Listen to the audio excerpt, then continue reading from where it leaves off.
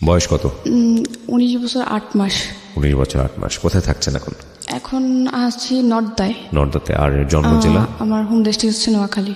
নোয়াখালীতে। নোয়াখালী সদরে। এই অনুষ্ঠানটা শোনেন নিয়মিত? নিয়মিত বলতে একবারে সেই কলেজ লাইফ থেকে, কলেজ বলতে ইন্টার ফার্স্ট ইয়ার থেকে রেগুলার শোনেন? রেগুলার। এবং তখন কি মনে হতো যে জীবনের গল্প কখনো এখানে এসে বলবেন? হ্যাঁ, তখন আমার মনে হতো, কিন্তু আমি তখন ভাবতাম যে আমি তো তখন নোয়াখালী ছিলাম, কলেজে ছিলাম, আসি নাই। আমি এতই ভক্ত যে ইউটিউবে দেখতাম। আচ্ছা। তারপরে হচ্ছে আপনাদের আর যে 21শে ফেব্রুয়ারির পরে যে একটা বই ছিল, একটা আরজে কিবরিয়া দিয়ে আই লাভ আরজে কিবরিয়া প্রথম পেজে লেখা ছিল। তারপরে 10টা গল্পের, হ্যাঁ, ওই বইটা আমি ফার্মগেটে ছিলাম হোস্টেলে, তখন ওই বইটা আমি অনলাইনের মাধ্যমে নিই। আমি বুঝতে পেরেছি আপনি খুব ম্যাড ফ্যান। ঠিক আছে, শুনি আপনার জীবন গল্প ছোটবেলা থেকে, যেখান থেকে বলার আপনি বলুন প্লিজ। ছোটবেলা থেকে শুরু করতে হচ্ছে, আগে আমার আম্মুর দিক থেকে শুরু করি, যে কারণ আমার আম্মুর পর থেকে আম্মু হচ্ছে একটা নোয়াখালীরই একটা সদরের একটা সম্ভ্রান্ত ফ্যামিলির মেয়ে। আমার নানাও হচ্ছে একজন সাংবাদিক ছিল। তো ওই হিসেবে ওনাদের ফ্যামিলি ব্যাকগ্রাউন্ড খুবই ভালো। আমার নানুর বাবা ছিল ইঞ্জিনিয়ার, নানুরা সবাই। কিন্তু আম্মু অত পড়াশোনা করার সুযোগ পায় না, ক্লাস 10 পর্যন্ত পড়াশোনা করে। তো ক্লাস 10-এ এক সাবজেক্ট খারাপ হওয়ার পর আম্মুর আর পড়াশোনা করায় না। আর আম্মু নিজে থেকে আগ্রহ ছিল না, আম্মু কাজের মাধ্যমে ছিল সবসময়, যে ঘরের কাজ করবে এই। তারপরে আম্মুর হচ্ছে 3 বোন 2 ভাই। তো আম্মুর পর্যায়ক্রমে আম্মুর বিয়ে হয় হচ্ছে ফেনী জেলায় একজন আদম ব্যবসায়ীর কাছে বিয়ে হয়। তাই সেটা নানা জানতো না যে আম্মুর মানে যাকে মেয়েকে বিয়ে দিচ্ছে ছেলে আবার যে আদম ব্যবসা করতে জানে, যে বিজনেস করে, MA পাস ছেলে। কিন্তু উনি জীবিকার তাগিদে আদম ব্যবসা করতে বিদেশের লোক আনা, চিটিংবাজিও ছিল। তো নানা আবার এটা পছন্দ করতো না, কারণ নানা হচ্ছে অনেস্ট লোক, তারপরে আবার হচ্ছে মিডিয়ায় কাজ করে। নানা এটা কোনোভাবে নিতে পারতো না। তারপরে যাই হোক, মেয়ে বিয়ে দেওয়ার পরেও আম্মুরদের ঘরে হচ্ছে কি, আম্মুর সংসারে মানে আম্মু হচ্ছে সদরের নোয়াখালীর, আর আম্মুর বিয়ে হচ্ছে ফেনীতে, মোটামুটি অনেকটা দূর, অন্য একটা জেলা। তো ওইখানে বিয়ে হওয়ার পরে আম্মুর বিয়ে হওয়ার 13 বছর কেটে যায়, কোনো সন্তান হয় না।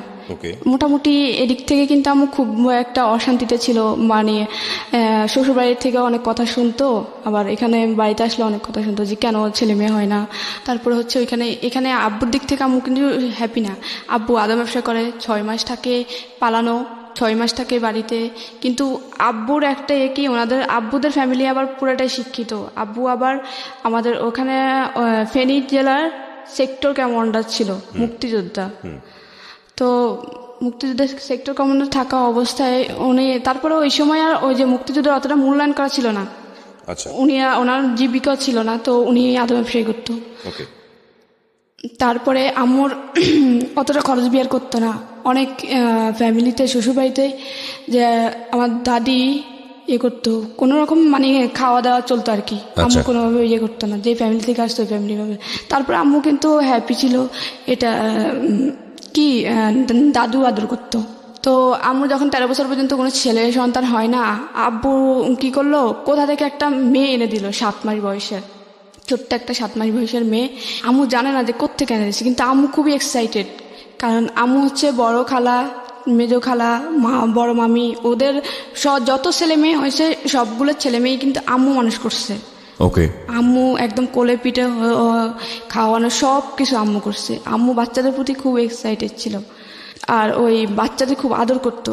তো যখন একটা 7 মাস বয়সের বাচ্চা দেয়, আম্মুর বলে যে কি এটা আজকে থেকে তোমার। আম্মু আর কিছু জিজ্ঞেস করে না, আম্মু শুধু জিজ্ঞেস করছে যে মেয়েটা তো আমার। হ্যাঁ বুঝলাম, পুরো কাগজপত্র করে নিয়ে আসছো? হ্যাঁ কাগজপত্র করে নিয়ে আসছি, মেয়েটা হচ্ছে আজকে থেকে তোমার, এটা আমাদের মেয়ে, আমরা বড় করব।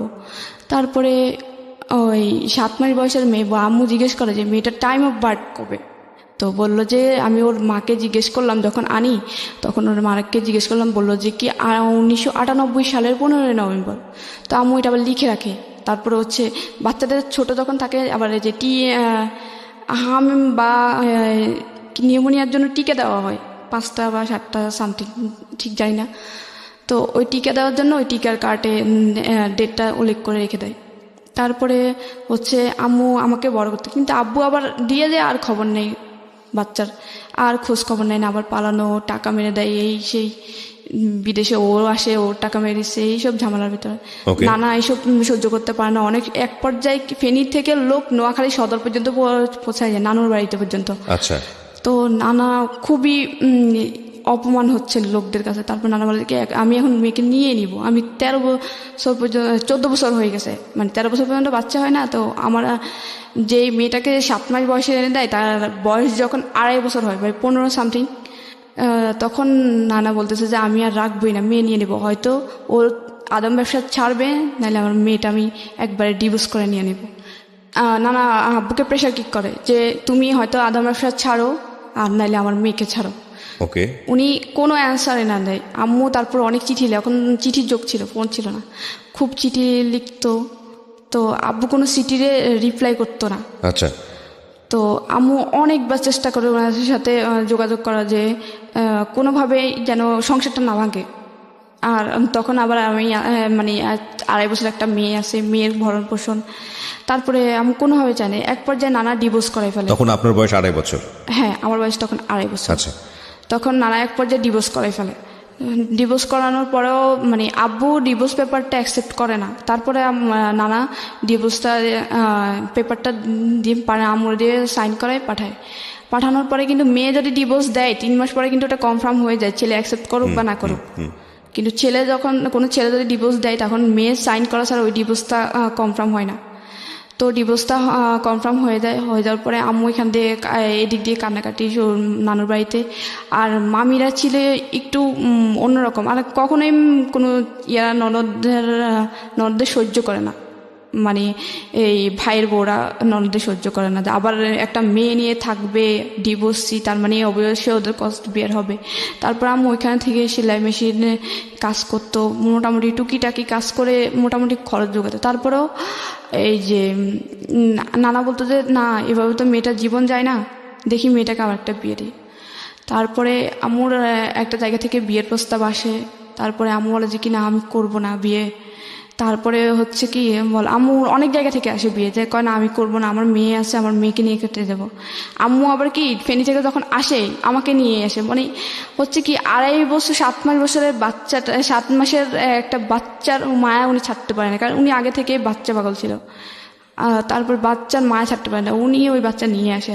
আবার যখন আমাকে নিয়ে 2.5 বছর বয়সে নানুর বাড়িতে উঠে, তখন আবার নানা বিয়ে দেওয়ার চেষ্টা করে। নানু আম্মু বিয়ে করতে চায় না। তারপরে এক পর্যায়ে একটা ফ্যামিলি আসে, ওখানে হচ্ছে ওনার হচ্ছে 5টা ছেলে মেয়ে, একটা একদম সবার ছোট যে সেটা হচ্ছে 1.5 বছরের বাচ্চা, তার মানে দুধের বাচ্চা, মেয়ে বাচ্চা। তো ওনার ওয়াইফ হচ্ছে মারা যায়। তারপর আম্মুর বিয়ের জন্য আসার পরে আম্মু বলে যে কি 5টা ছেলে মেয়ে, তারপরে বড় মেয়েটার বিয়ে হয়েছে, তার মানে ওরা এখন বড় হয়ে গেছে, 5টা ছেলে মেয়ের উপর আমি কি থাকতে পারবো?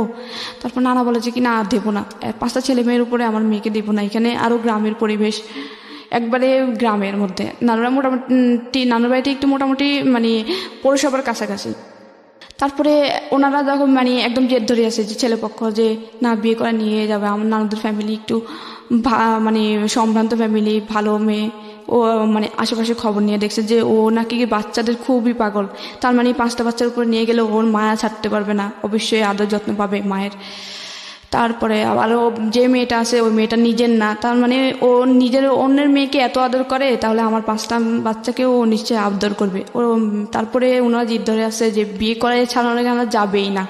একদম পুরা ডাইনিংয়ে একদম একটা বিকেল আসছিল, বিকেল 4টার দিকে আসছিল, আম্মুর কাছ থেকে শোনা যে একদম রাতে 11টা পর্যন্ত ওনারা ডাইনিং থেকে যায় নাই, যা বললো যে আমরা যাবোই না, এখান থেকে বিয়ে না করে যাব না। তারপর পরের দিন বিয়ে হয় আপনার মার? হ্যাঁ, আম্মুর আবার সেকেন্ড বিয়ে হয় ওই ফ্যামিলিতে 5টা ছেলেমেয়ের উপরে। তখন আপনি কোথায় ছিলেন? আমি আম্মুর সাথেই ছিলাম। আম্মু তো আমাকে ফেনী থেকে নিয়ে আসি, কারণ 5টা ছেলেমেয়ের জায়গায় এসে বিয়ে করলো, আপনাকে নিয়ে গেল ওই সংসারে নাকি? তো আম্মু ওখানে হচ্ছে কি শর্ত দেয় যে আমার একটা শর্ত আছে, শর্তটা হচ্ছে আমার মেয়েটাকে নিয়ে কিনে আমি ফেনী থেকে চলে আসছি, যদিও আমার মেয়ে না, তারপরে ওর মায়া আমি ছাড়তে পারবো না। তারপরে বলে যে কি ওকে আমি 7 মাস বয়সে পাইছি, সে দুধের বাচ্চা, সেই দুধের বাচ্চাকে আমি 2.5 বছর পর্যন্ত করছি, আমি ওর মায়া ছাড়তে পারবো না, ওর প্রতি আমার মায়া বসে গেছে। তারপরে বলে যে না না না আমার 5টার মধ্যে, ওনারা বলে যে তখন না না আমার 5টার মধ্যে ও একটা থাকতেই পারে। আর আমি তো জানি, আমরা তো জানি যে তুমি অনেকে বাচ্চা পাগল। তারপরে আচ্ছা ওই এগ্রিমেন্টে বিয়ে হয়। তারপরে বিয়ের পরপরই ওই বাড়িতে আম্মুকে নিয়ে যায় ওদের 5টা ছেলেমেয়ের উপরে। তখন আম্মু আমাকে, ওদের সাথে কিন্তু হয় যে আম্মু যেখানে থাকবে ওনার মেয়েও সেখানে থাকবে, ওদের সাথেই কিন্তু কথা হয়ে বিয়েটা হয়। তারপরে ওইকে বাড়িতে নিয়ে যাওয়া হয়। বাড়িতে নিয়ে যাওয়ার পরে মানে আমার কাছে প্রথম অবস্থায় আমাকে সে আদর, সবাই কোলে নিচ্ছে। এক পর্যায়ে আমার একটা ওই বাড়িরই একটা কাজিন আমাকে কোলে নিচ্ছে, আমি চিনি না। তো আমাকে অনেক যাতায়াত হলো, আমি খুব জোরে ওনাকে একটা কামড় দিই, ছোটো ছিলাম 2.5 বছরের বাচ্চা। ওনাকে কামড় দিই, উনি এখনও বলে যে তুই আমাকে কামড় দিছিস। তারপরে প্রথম 3-4 দিন ভালো থাকে, এরপরে বলে যে কি তোমার মেয়ে এখানে থাকবে, তোমাদের বাড়িতে রাখে আসো, তোমার বাপের বাড়িতে থাকলে সমস্যা কি? আমি বলে যে কি তুমি তো বলছিলা যে আমি যেখানে থাকবো আমার মেয়ে ওখানে থাকবে, এখন এটা বলতেছো কি জন্যে? তখন আমার 6 মাস ওই বাড়িতে থাকার পরে ওরা মানে নানাভাবে আম্মুকে অনেক কথা শোনায় যে ওই মেয়ে নিয়ে আসছিস, ওই মেয়ে এখানে খাবে। তারপর ওই বাড়ির দাদি, তারপর চাচি, জেঠি, তারপরে ওই বাড়ির আমার যে সৎ ভাই বোন 5জনের মধ্যে 4জনই আমার বড়, শুধুমাত্র একটা বোন আমার ছোট। আমার ছিল তখন 2.5 বছর, ওর ছিল 1.5 বছর, 1 বছরে বড় আমি ওর। তো আর সবাই ছিল বড়। আর ওইখানের বড় আপুর বিয়ে হয়েছিল তখন, আর গ্রামে তো একটু তাড়াতাড়ি বিয়ে হয়। তো আমার ওই বাড়িতে যাওয়ার পরে বড় আপুর প্রেগনেন্ট থাকা অবস্থায় ওনার প্রথম বাচ্চাটা সিজার করার পরও মারা যায়। তারপরে আম্মুর তখন থেকেই শুরু হয়, ওনারা কিন্তু মানে নিচে ঠিক আছে, কিন্তু ওই যে বড় আপু বড় ছিল, বড় আপু ওদেরকে সবসময় বোঝাতো যে এ হচ্ছে সৎ মা, যারা ছোট ছিল এ হচ্ছে সৎ মা। তারপর বড় ভাইয়া ছিল ক্লাস 7-এর, তারপরে মেজো আপু ছিল ক্লাস 6-এর, তারপরে আরেকটা ভাই ছিল আমার বড় যে, সে ছিল হচ্ছে ক্লাস 4-এর। তারপরে ওদেরকে সবসময় বোঝাতো। তো ওই বড় আপু আর বড় ভাই আম্মুর সাথে মানে অগত্য ভাষায় গালাগালি করতো, কোনো কিছু হলে আম্মুকে বলতো যে চোর, এই সেই। আম্মু বাপের বাড়িতে যাইতো না, তাহলে চুরি করবে কি জন্যে? আর আম্মুর বাপের বাড়িতে মানে এই বাড়ির তুলনায় আম্মুদের বাপের বাড়িতে সম্পত্তি পায় কয়েকশো গুণ আছে বেশি, কারণ আম্মুরা অনেক সম্ভ্রান্ত। ওরা কিন্তু অতটা মোটামুটি সচ্ছল আর কি, অতটাই না। তো আম্মুকে সবসময় মানে অনেক তারপর বলতো যে কাজ পারে না। আম্মু হচ্ছে কি শহরের বড় হয়েছে, শহরের একটা। আম্মু কিন্তু আগে ঢাকায় ছিল, তারপরে বিয়ের আগে ওনাদের গ্রামের বাড়িতে যায়, তখন বিয়ে হয়। তারপরে আম্মু অত বেশি গ্রামের কাজ পারতো না, যে ধান সিদ্ধ করা, তারপরে চাটাই বানানো, বিয়ে শীতল পাটি বানানো, অত পারতো না। কিন্তু আম্মু ওই তারপরেও মানায় নিছিল যে পাতা দিয়ে রান্না করা লার্কির চুলায়, তারপরে সব কিছুই মানে নিছে। তারপরে কিছু একটু ভুল হইতো, কারণ উনি মাত্র আসছে একদম শহর থেকে, যারা ছোটবেলা থেকে ঢাকায় বড় হওয়া, ওরা কিন্তু হঠাৎ করে লাড়কি চুলায় গেলে কিন্তু অবশ্যই ওদের একটু গোলমিল হয়। এত পরিমাণ কথা ছিল। আমার জেঠি কথা শোনাইতো, দাদু কথা বলতো, কোত্থেকে আনছে নবাবের বেটি, এই সেইটা পারতো বলতো। আর আম্মু শুধু কাঁদতো। আর ওই ভাইয়া শুধু একটু যদি তরকারি মানে একটু হইতে দিত, বলতো যে ঝাড়ুর আগা ধরে গোড়া দিয়ে মারা উচিত, একটারে আনছে ঠিক মতো রান্না বান্না করতে পারে না, ঠিক টাইমে খাওয়া উনি দিতে তো পারে না। আসলে আগের মায়ের ঘরের ছিলেন বোধহয়, হ্যাঁ না? হ্যাঁ, ওনারা আম্মুর সৎ ছেলে মেয়ে। কিন্তু আম্মু কখনোই ছেলে মেয়ে কাউকে বলতো না যে ও আমার সৎ ছেলে মেয়ে, বা কেউ বুঝতে পারতো না। ইভেন এখনো পর্যন্ত কেউ জানে, মানে কাউকে না বলে কেউ বুঝতে পারে না যে ওনার সৎ ছেলে মেয়ে, যে 5টা ছেলে মেয়ে সৎ। এলাকায় মানুষের কাছে এত পরিমাণে সুনাম আমার আম্মুর, যে একমাত্র দেখা যে সৎ মা এরকম হয়, আর 5টা ছেলে মেয়েকে এতটা আপন করে নেওয়া। তারপরে হচ্ছে আম্মুর ওইখানে যায়। তারপরে আম্মুর বলে যে কি, আমার তখন 3 বছর হয়, 2.5 বছর থেকে আমি 6 মাস পর্যন্ত থাকি। তারপরে বলে যে অনেকভাবে প্রেশার কিক করে, আম্মু বাধ্য হয়ে অনেক অত্যাচারের মধ্যে দিয়ে আমাকে রেখে আসে, আমাকে ধরে মারতো। তারপর বড় আপু আমাকে 2 দিন পর্যন্ত, মানে আমি 3 বছরে ছিলাম তখন, 2 দিন পর্যন্ত গলা চেপে ধরছিল মারার জন্য। আম্মু হঠাৎ করে দেখে ফেলছিল একদিন, আরেকদিন দেখছিল পাশের বাড়ির একটা আম্মু মানে ভাবি রাখতো, ওই ক্ষেত্রে আমাদের চাচি হতো, উনি দেখছিল। তো আমার বলতো যে 3 বছরের বাচ্চাটাকে তুমি মারতেছো কি জন্যে, একদম গলা চেপে মেরে ফেলতো। ওরা চাইতো যে এ যদি বড় হয়, এ নিশ্চয়ই আমাদের প্রত্যেকটা জিনিসে ভাগ ধরবে, তারপরে হচ্ছে আম্মু নানা চাপের মধ্যে আমাকে দিয়ে আসে নানুর বাড়িতে। আচ্ছা দেখতেছে মেরে ফেলার চেষ্টা করে, মারে ধরে। তারপরে আম্মু নানুর বাড়িতে দিয়ে আসে। তারপরে নানুর বাড়িতে তো ওরা আবার মামি, ওরা তো একদম সহ্য করতে পারে না। নানুর মামির বাড়িতে মানে নিজের বাড়িতে দিয়ে আসে, নিজের বাবার বাড়িতে বাড়িতে দিয়ে আসে, হ্যাঁ। নানুর সাথে কথা বলে দিয়ে আসে, বলে যে কি মেয়েটা এদিকে আপনার ওই সেই বাবা মানে আপনার মার ফার্স্ট হাজবেন্ডের কি অবস্থা?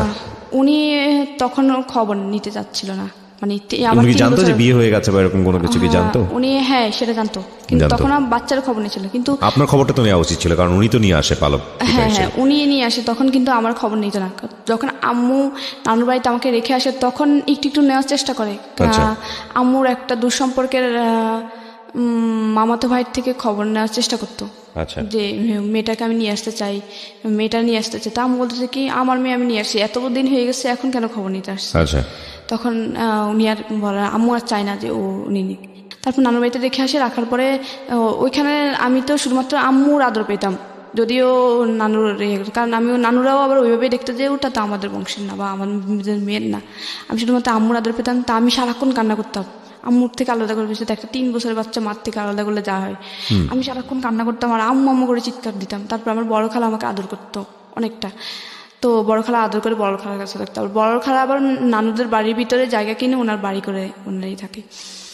তো হচ্ছে বড় খালা আমাকে ওনার কাছে রাখে। তা আমার 5 বছর পর্যন্ত হওয়ার পরে আম্মু বলে যে কি আমি থাকতে পারবো না। মেয়েটাও দিন দিন আমি বারবার অসুস্থ হই, সেন্সলেস হয়ে যায়, কান্না করতে করতে সেন্সলেস হয়ে যায় বাচ্চা থাকা অবস্থায়। তারপরে আম্মু আমার তারপরেও আন্টি অনেকভাবে রাখার কারণে আমার 5 বছর পর্যন্ত হয়। তা আমি বলে যে কি এবার মেয়েটাকে আমি আমার কাছে এনে রাখবো, ভর্তি করবো এখানের স্কুলে।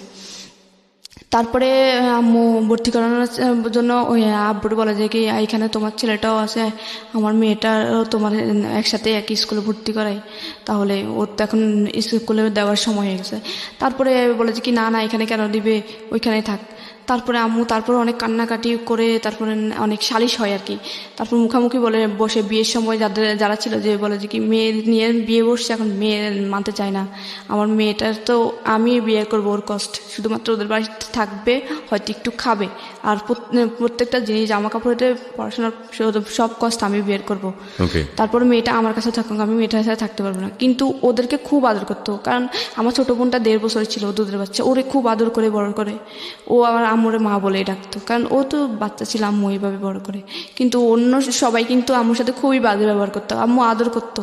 ফারুক ভাইয়া যখন মানে বড় ভাইয়া যখন 7-এ ছিল, তখন 7 থেকে ভাইয়া পড়াশোনা করতে যেত না, কিন্তু ভাইয়ারে খুব চাইতো পড়াশোনা করো করো করো পড়াশোনা করো। তারপরে আমাকে অনেক সালিশ হয়ে এলাকার মুরব্বি যারা ছিল বিয়েতে, তারপর নিয়ে যায় ওই বাড়িতে। নিয়ে যাওয়ার পরে আমাকে ফার্স্ট ক্লাস 1-এ ভর্তি করে।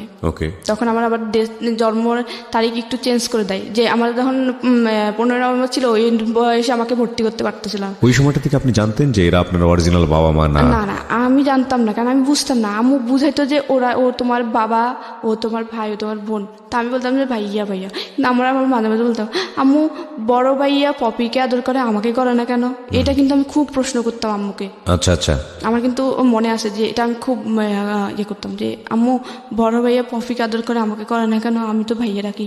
ও আমি যদি বলতাম যে ভাইয়া বলে এবার ধরতাম, ঠাস করে থাপ্পড় মারতো, যদি শর্ট এটা বলেই থাপ্পড়। তো আমার আবার বুঝতাম যে নিশ্চয় কোনো সমস্যা, আমি ভাইয়া রাখি তারপরেও কেন জানে আমাকে আদর করে না। বড় আপু তো পাইলে যেখানে আমাকে একা পাবে সেখানে গলা চাপে, তারপরে আম্মু সালিশের পরে আমাকে যখন নিয়ে আসে ভর্তি করে ওইখানে একটা স্কুলে, জন্ম তারিখ চেঞ্জ করে 1 জানুয়ারি দেয়। 15 নভেম্বরে ভর্তি করতে পারতেছিল না, যে এত ছোটো মেয়ে ভর্তি করবো না ক্লাস 1-এ। তারপরে ওদের সাথে আমরা তারপর ক্লাস 4-এর যে ভাইয়া ছিল ওরে আবার আমাদের সাথে, ও পড়াশোনায় ভালো ছিল না। আমি বললো যে ওর তো এখানে বয়স বেশি হয় না, ওরে 1-এ দিয়ে দাও। তো ওরে 1-এ দিয়ে দেয় আমার সাথে। আমি তারপর আমার ওই ভাইটা, আমার সৎ ভাই, আমার বড় যেটা ওটা ছোটো ভাইটা, তারপরে আমার একটা চাচাতো বোন, ওই বাড়ির চাচাতো বোন, আমরা 3 জন একসাথে ক্লাস 1-এ ভর্তি হই। তো আমাদের যখন ভর্তি হয় তখন আমাদের রোল ছিল হচ্ছে, আমার ভাই ছিল হচ্ছে 43, আমার ছিল 44, আমার ওই বোনের ছিল 45, আমরা সিরিয়ালে ভর্তি হই। ভর্তি হওয়ার পরে তারপরে আমাদের জন্য আম্মু বলে যে কি, আম্মু আব্বুরে বোঝায় যে ফারুক মানে বড় ভাইয়া তো পড়াশোনা করে না, ওর জন্য এমন একটা ছেলে রাখো ও যেন পপিকে পড়াইতে পারে, পলিরে পড়াইতে পারে, আমার নাম হচ্ছে নিশি, আমাকে পড়াইতে পারে, ফিরোজকে পড়াইতে পারে এবং পলিরে পড়াইতে পারে এবং ফারুকরে পড়াইতে পারে। ফারুকরে বুঝায় ওর সমবয়সী কাউকে নাও বা ওর থেকে একটু বড় কাউকে নাও, যেন ওরে বুঝায় ওর বন্ধু হয়ে ওর পড়াশোনা করাতে পারে। তারপরে হচ্ছে আমাকে ক্লাস 1-এ যখন ভর্তি করানোর পরে টিচার রাখা হয়, তারপর টিচারে পড়াশোনা করাতো। তো আমি ওদের চেয়ে একটু পড়াশোনা ভালো ছিল, ওদের সবার চেয়ে। মানে বাড়ির ভিতরে যখন আমাদের 3 জন একসাথে ভর্তি হয়, 3 জনের থেকে কিন্তু আমি ফার্স্ট। আবার বাড়ির ভিতরে আমাদের ঘরে 5 ভাই বোনের সাথে কিন্তু আমি পড়াশোনা একটু ফার্স্ট ছিলাম। তো ক্লাস 1-এ যখন ভর্তি করানো হয় তখন আমার রোল ক্লাস 2-এ যখন উঠি, রেজাল্ট দেওয়ার পর আমার রোল 2-এ, ওদের সবার চোখ কান একদম উপরে উঠে যায় যে ওই মেয়েরে আমরা এত করি, ওর তো দেখা যাচ্ছে সম্ভাবনাময় যে ও বড় হলে কি যদি এরকম পড়াশোনা আগে যায় কিন্তু ও কোনো কিছুতে কিন্তু কমতি থাকবে না, কারণ ওর মা মোটামুটি কিন্তু পড়াশোনা করছে, ওরা কিন্তু ওইভাবে আগাবে। তো আমি কিন্তু সেটা আমাকে একা চেষ্টা করতো না, সবাই নিয়ে চেষ্টা করতো। তো যখন রুল 2 হয় তখন ওদের চোখ কান উপরে, তখন ওরা চিন্তা করে যে আমাকে মেরে ফেলবে যেভাবে হোক। তখন আমি আমার ভাই ছোট ভাইয়ের সাথে খেলতেছিলাম, আমরা একসাথে পড়তাম, তো এই জন্য একসাথে খেলতাম। তো মাঠের মধ্যে খেলতাম, মাঠের পাশে একটা তাল গাছ ছিল, তাল গাছের কিন্তু চারপাশে পাতাগুলো ছড়াই থাকে, মানে যে তালের যে ঢাল না, পাতার যে ইয়ে থাকে, ডাঁটি থাকে, ডাঁটির মধ্যে কিন্তু করাতের মতো ধার থাকে। তো এরকম ছোট একটা তাল গাছ, তো তাল গাছের করাতগুলো দাঁড়ানো ছিল, এভাবে পাখাগুলো মেলানো। তো ও এরকম গোল্লা দৌড় বলতাম আমরা গ্রামের বাসায়, তো গোল্লা দৌড় খেলছিলাম। ওই ভাইটে আগে বড় আপু শিখে দেয় যে ও খেলার সময় ও যখন তাল গাছের সাইড দিয়ে যাবে ওরা ধাক্কা মারবে যেন তাল গাছের ওইখানে পড়েও যেন 2 ভাগ হয়ে যায় একদম। তো আমি ক্লাস 2-এ তখন আমি এখন সাদা একটা শার্ট ছিল গায়ে, তখন আমি খেলতেছিলাম, তখন তাল গাছের গোড়া দিয়ে আমি যাচ্ছিলাম, ভাই আমার পিছন দিয়ে যখন ফলো করলো যে আমি আসছি, ছোট ভাইয়া, ও মানে খুব জোরে আমাকে ধাক্কা দেয়, আমি উপড়ে যাই গাছের ওই একদম ঠিক ও যে টার্গেট ছিল টার্গেট বরাবর, কিন্তু ধাক্কাটাও আসতে হয়ে যায় যে আমার যে একদম পুরা ভাগ হয়ে যাবে ওরকম হয় না। হয় কি আমার একদম ছাকনার নিচ দিয়ে 7-8 ইঞ্চির মতো কাটা যায়, অনেক বড়, মানে হচ্ছে এক সাইড দিয়ে পুরো অনেকটা ভাগ হয়ে যায়। আরেকটু যে প্রেশার কিক হয়েছে আমার কিন্তু মেরুদণ্ড পর্যন্ত পৌঁছায় যেত, মানে মেরুদণ্ড পর্যন্ত পৌঁছায় না, মেরুদণ্ড থেকে 1.5 ইঞ্চি বা 2 ইঞ্চি দূরে, অনেক ভয়ঙ্করভাবে কাটা যায়। ওই যে আমি ওইখানে এভাবে নাম জানা, ওই যে তালের যে কালো করাতগুলো থাকে ওগুলো আবার একটু নরম টাইপের থাকে, একটু মশলা দিলে আবার একটু ভাঙে, ওগুলো ভেঙে সব আমি পড়ে যাই। পরে আমি মানে হাতের ডান হাত দিয়ে ওই ছাকনাটা ধরেই চাচি আম্মা বলে ডাক দিছি চিৎকারে। ওদিন বাড়িতে কেউ ছিল না, আমি আর ভাইটাই ছিলাম। ওদের প্ল্যান ছিল যে ওরাও সবাই বাইরে যাবে, বাইরে বলতে হচ্ছে বড় আপুর শ্বশুর বাড়িতে যাবে, বড় আপুর বাচ্চা হয়ে আরেকটা সেকেন্ড বাচ্চা হয়ে মারা গেছে। তা আম্মু ওইখানে, আম্মু আপু সবাই যায় দেখতে, শুধু বাড়িতে চাচি ছিল একটা অন্য ঘরের। তো আমি চাচি আম্মা বলে ডাক দেওয়া সেন্সলেস হয়ে যায়, কারণ আমার এত পরিমাণে ব্লিডিং হচ্ছিল, কারণ খুব 7-8 ইঞ্চি কাটা যাওয়া, মানে আমি ওই ক্লাস 2-এর বাচ্চার মোটামুটি শেষ অনেকটাই। তারপরে এই কাট দিয়েই পড়ে যায়। চাচি আম্মা কী করে, মানে উনি কিছু বুঝতে পারতেন না, এত কাটা গেছে আর এত রক্ত দেখে উনি ওনার পুরা কাপড় খুলে ফেলে, পুরা কাপড় খুলে আমার পেঁচা। উনি বুঝতেছে না যে উনি আবার অত শিক্ষিত না, অত মানে ফার্স্ট মানে প্রাথমিক চিকিৎসা অত কিছু ধারণা নেই, কিন্তু উনি পাগল হওয়ার মতো হয়ে দেখেই ভয়ে পুরো কাপড় পেঁচাচ্ছিল, প্রচুর ব্লিডিং হয়। তারপরে এখানে ওই বাড়িতে খবর দেওয়া হয়, আম্মুর দৌড়ায় আসে, তারপর হসপিটাল নেওয়া হয়। নেওয়ার পরে আম্মুর হসপিটাল নেওয়ার পরে আমার 2 দিন পরে মেবি জ্ঞান আসে, মানে অনেক কাটা ছিঁড়ে ওয়াশ টাশ করে। তারপর 2 দিন পরে জ্ঞান আসে, বলে আম্মু ভাই আমার ধাক্কা দিচ্ছে। আম্মু আমার সাথে মুখ চাপে বলে যে এটা পড়িস না, বললে তোর আব্বু কিন্তু তোর ভাইয়ারা মারবে, তারপরে হচ্ছে তোর বাড়ি থেকে বের করে দেবে। আম্মু খুব কান্নাকাটি, কেন যেটা কথা, আম্মু শুধু ডাইকে এটা বললো যে ফিরোজ তুই ওটা ধাক্কা দিছিস, কেন আমি তো ধাক্কা নিশি কিন্তু বলছে যে তুই ধাক্কা দিছিস, ও কিন্তু মরে যাইতো, তোর কি একটু মায়া হয় নাই যে ও তো ওদেরকে কোনো ক্ষতি করে, তোর তো বোনও। আম্মু ওটা বুঝাবে, তারপর আম্মু কিছু বলে নাই, চাইছিল যে এটা নিয়ে একটা সালিশ করতে যেভাবে, তারপরে আর করে নাই। অনেকে প্রায় 3 মাস পরে আমি ভালো হই। তারপরে আবার ক্লাস 2 থেকে আমার 3-তে ক্লাস রুল 1 হয়।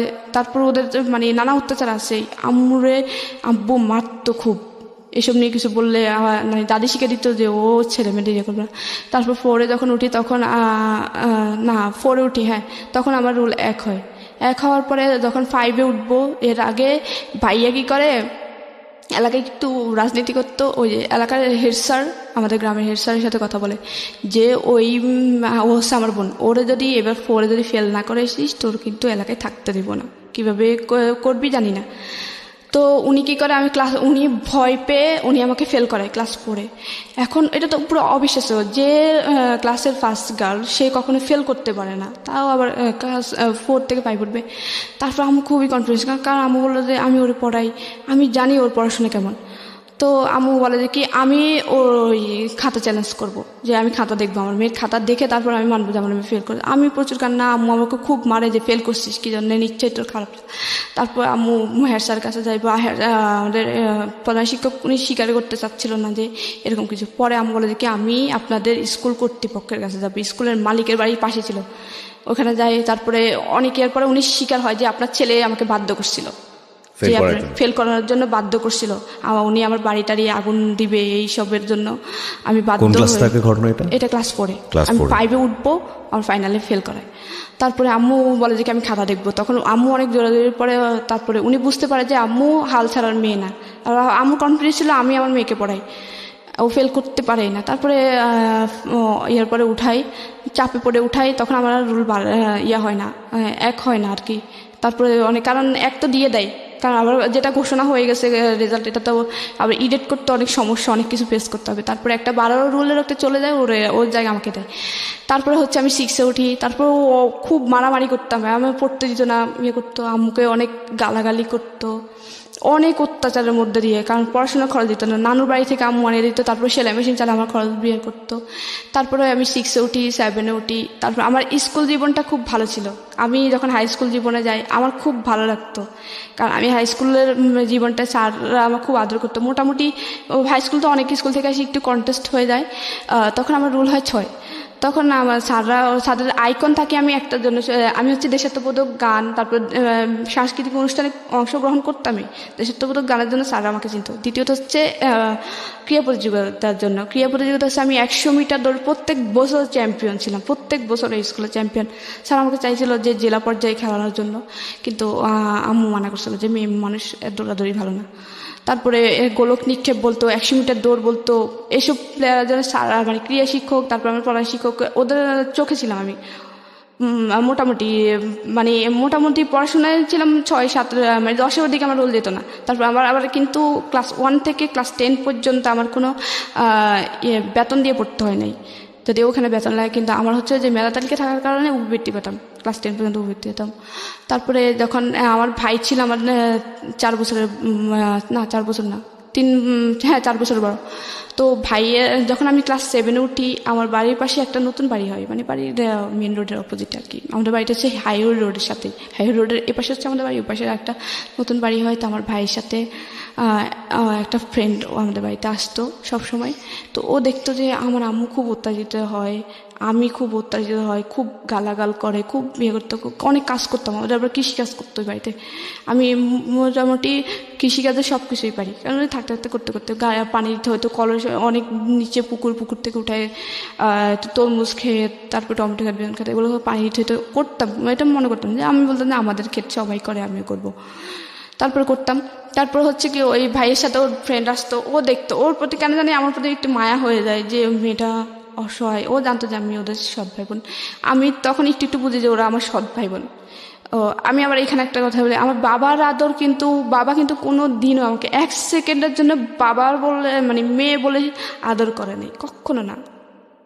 মানে অনেক সময় দেখা যেত কি আম্মু আদর করেই বসাইতো, বাবা মাঝখানে, আমার ছোটো বোনটা এই পাশে, আমি এই পাশে, কারণ আমরা দুজনে ছোটো ছিলাম সবাই।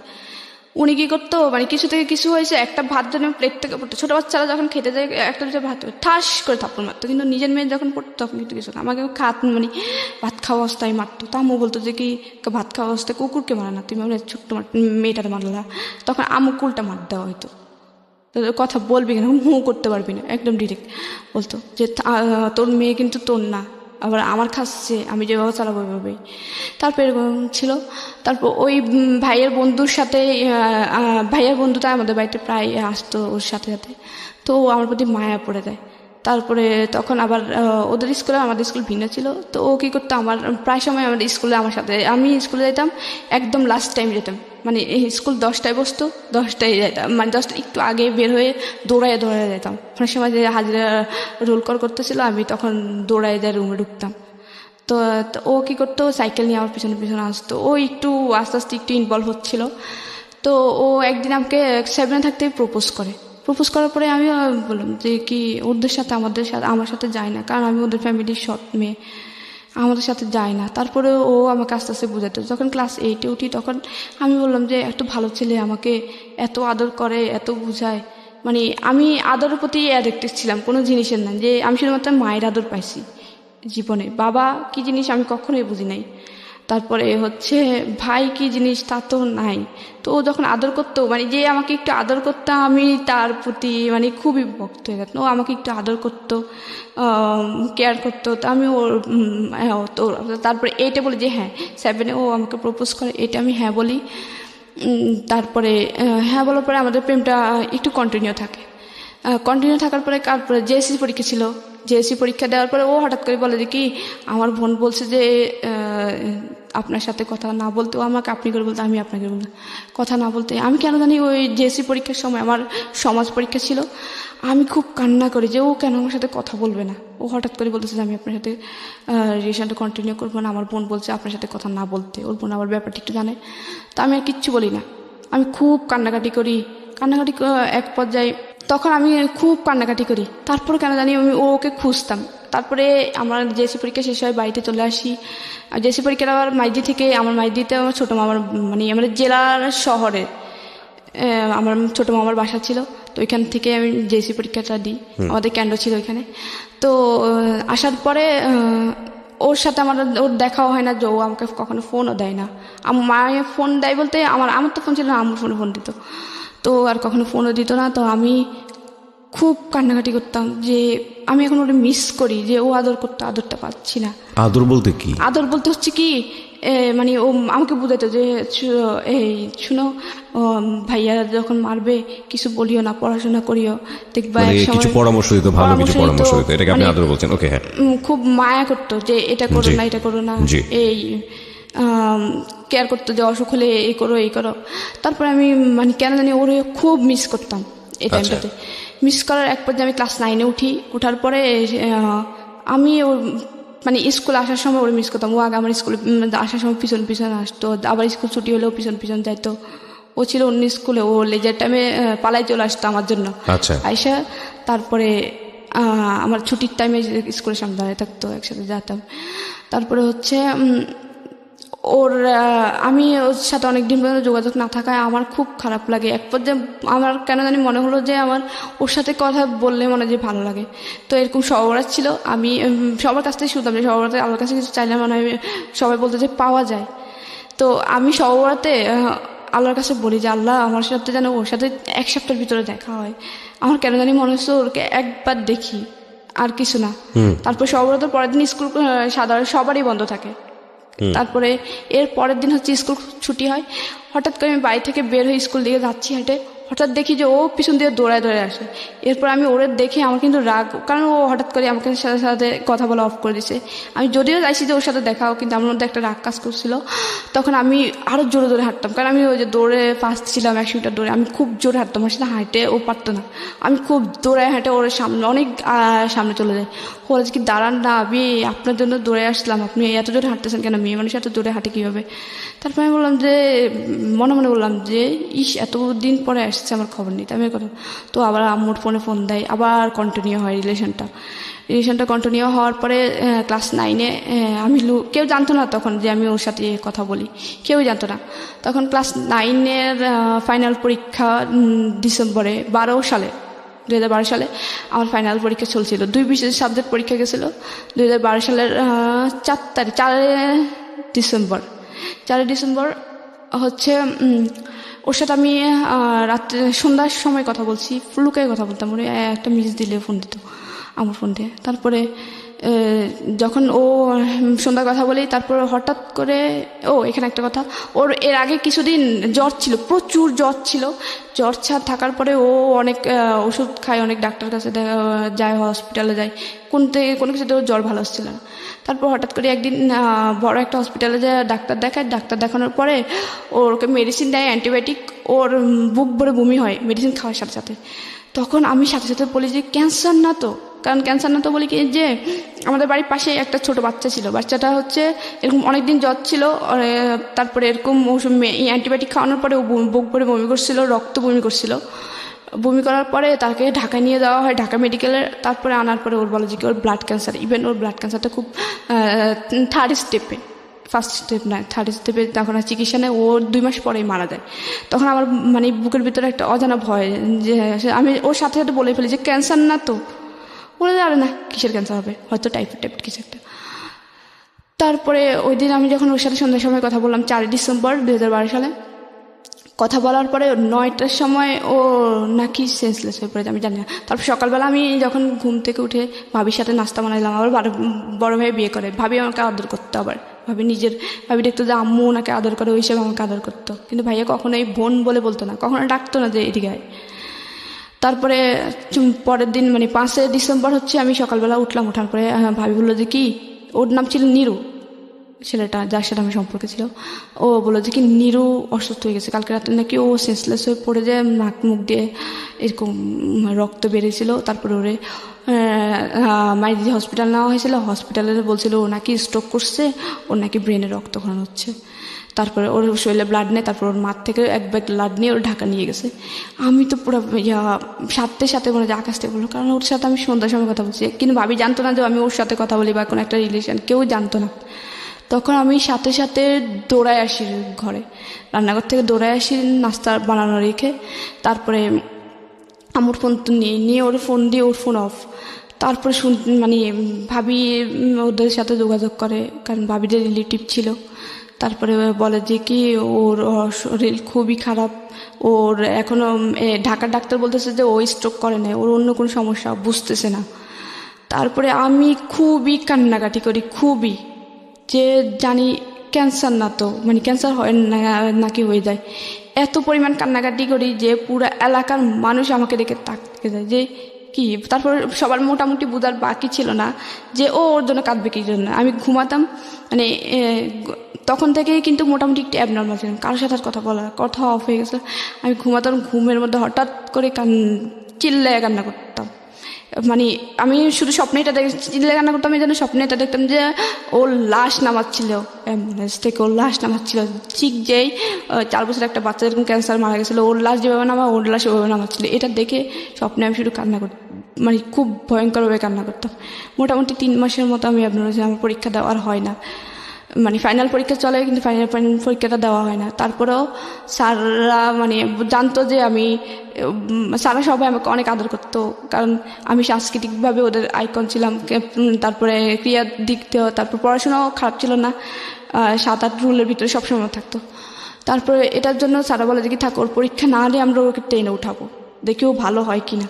যখন আম্মু ওদের সাথে যোগাযোগ করে যে আমার মেয়েটা তো এভাবে অসুস্থ হয়ে গেছে, ওরে তো কিছু বুঝতেছি না, যে ওরে যদি বলি যে কি যে তোর খাওয়া দরকার, ও খাওয়াইতে হবে, যে ওর গোসল করতে হবে, ওর ফ্রেশ হতে হবে, ও কিছুই বুঝতেছে না। ওরা যে কিছু একটা বললে ও যে শুনবে সেটাও শুনতেছে না, কিছু যে নিজে থেকে করবে সেটাও করতেছে না, পুরো অ্যাবনর্মাল হয়ে গেছে।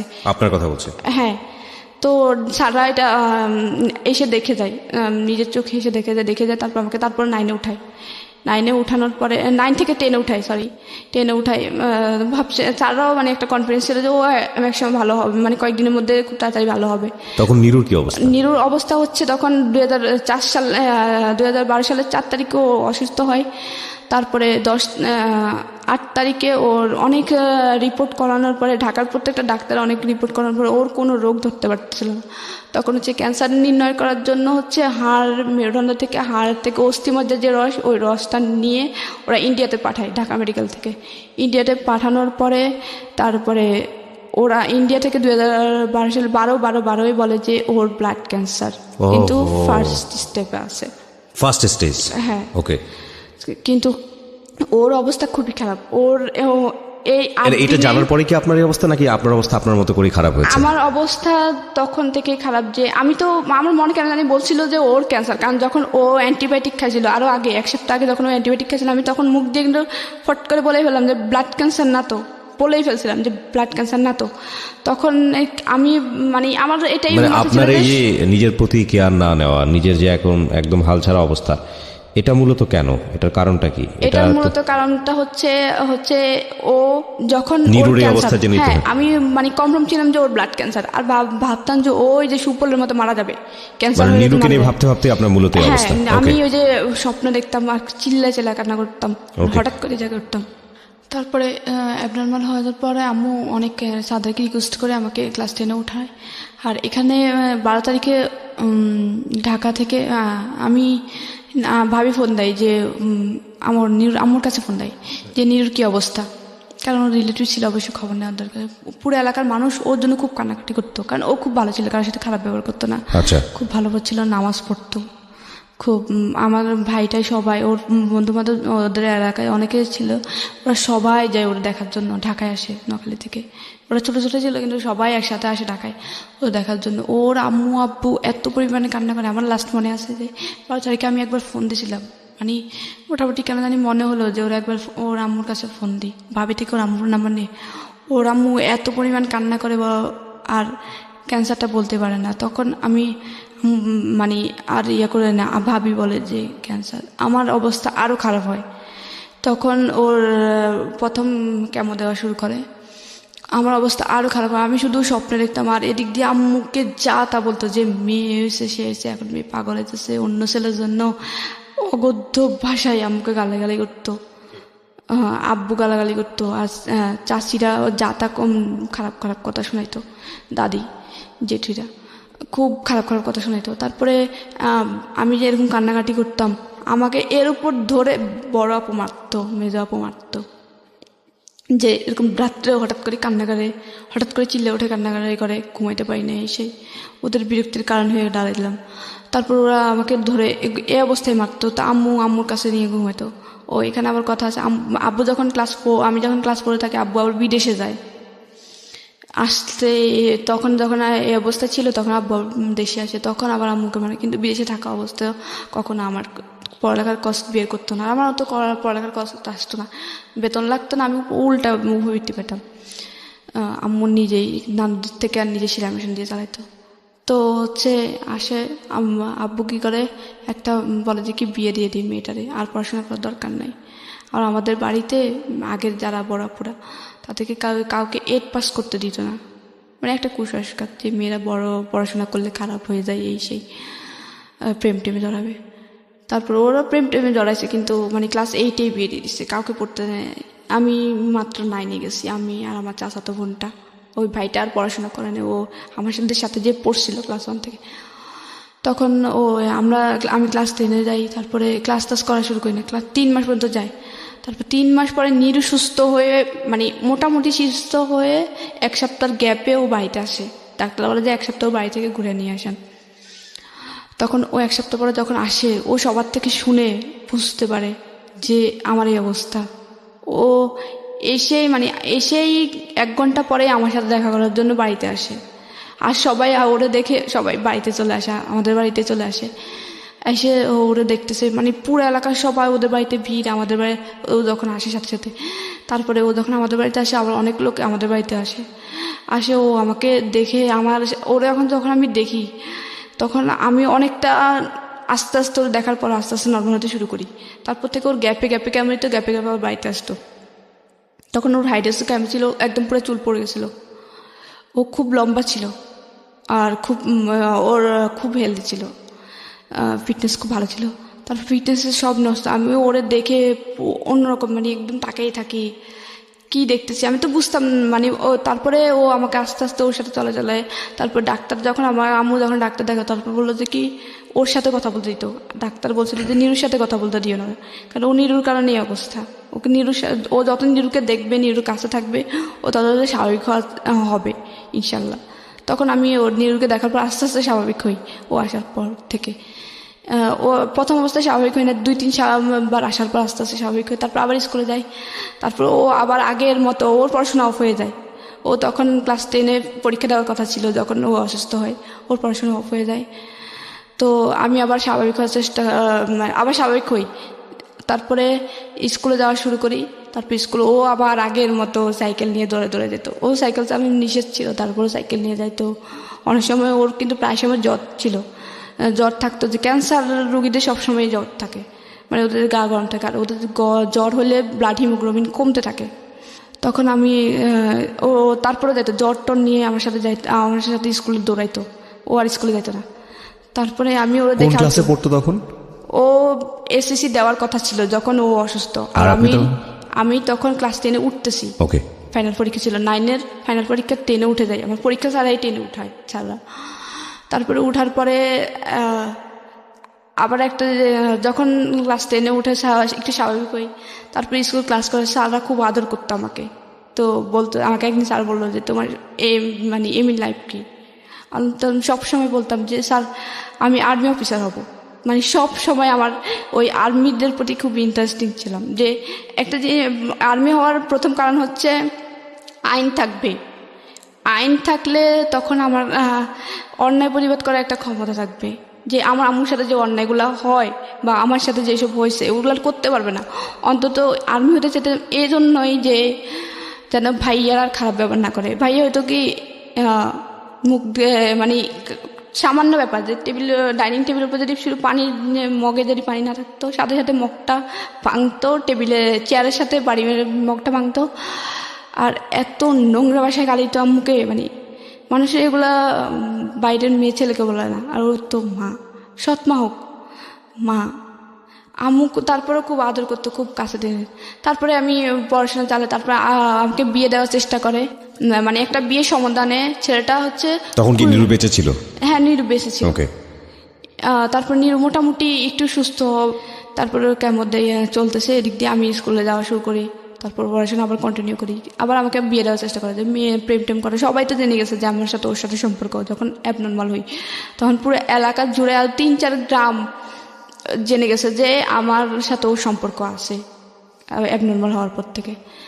তখন আমাকে বিয়ে দেওয়ার চেষ্টা করে আব্বুরা। আমার বড় আপু আমাদের একটা বিয়ে সমাধানে। তো ছেলেটা আগে একটা বিয়ে করছে, তখন আমি ক্লাস 10-এ পড়ি। আগে একটা বিয়ে করছে, ছেলে বোর চলে গেছে। তারপর আমাকে বিয়ে দেওয়ার চেষ্টা করে। আমি বলে যে কি ওই ছেলের বয়স বেশি, তারপর আবার ও বিয়ে করছে, আমার অবিবাহিত মেয়ে কেন আমি এরকম বিবাহিত ছেলের কাছে বিয়ে দেবো? তারপরে আবার ছেলেটা হচ্ছে খুলনা নোয়াখালী থেকে বহুত দূর।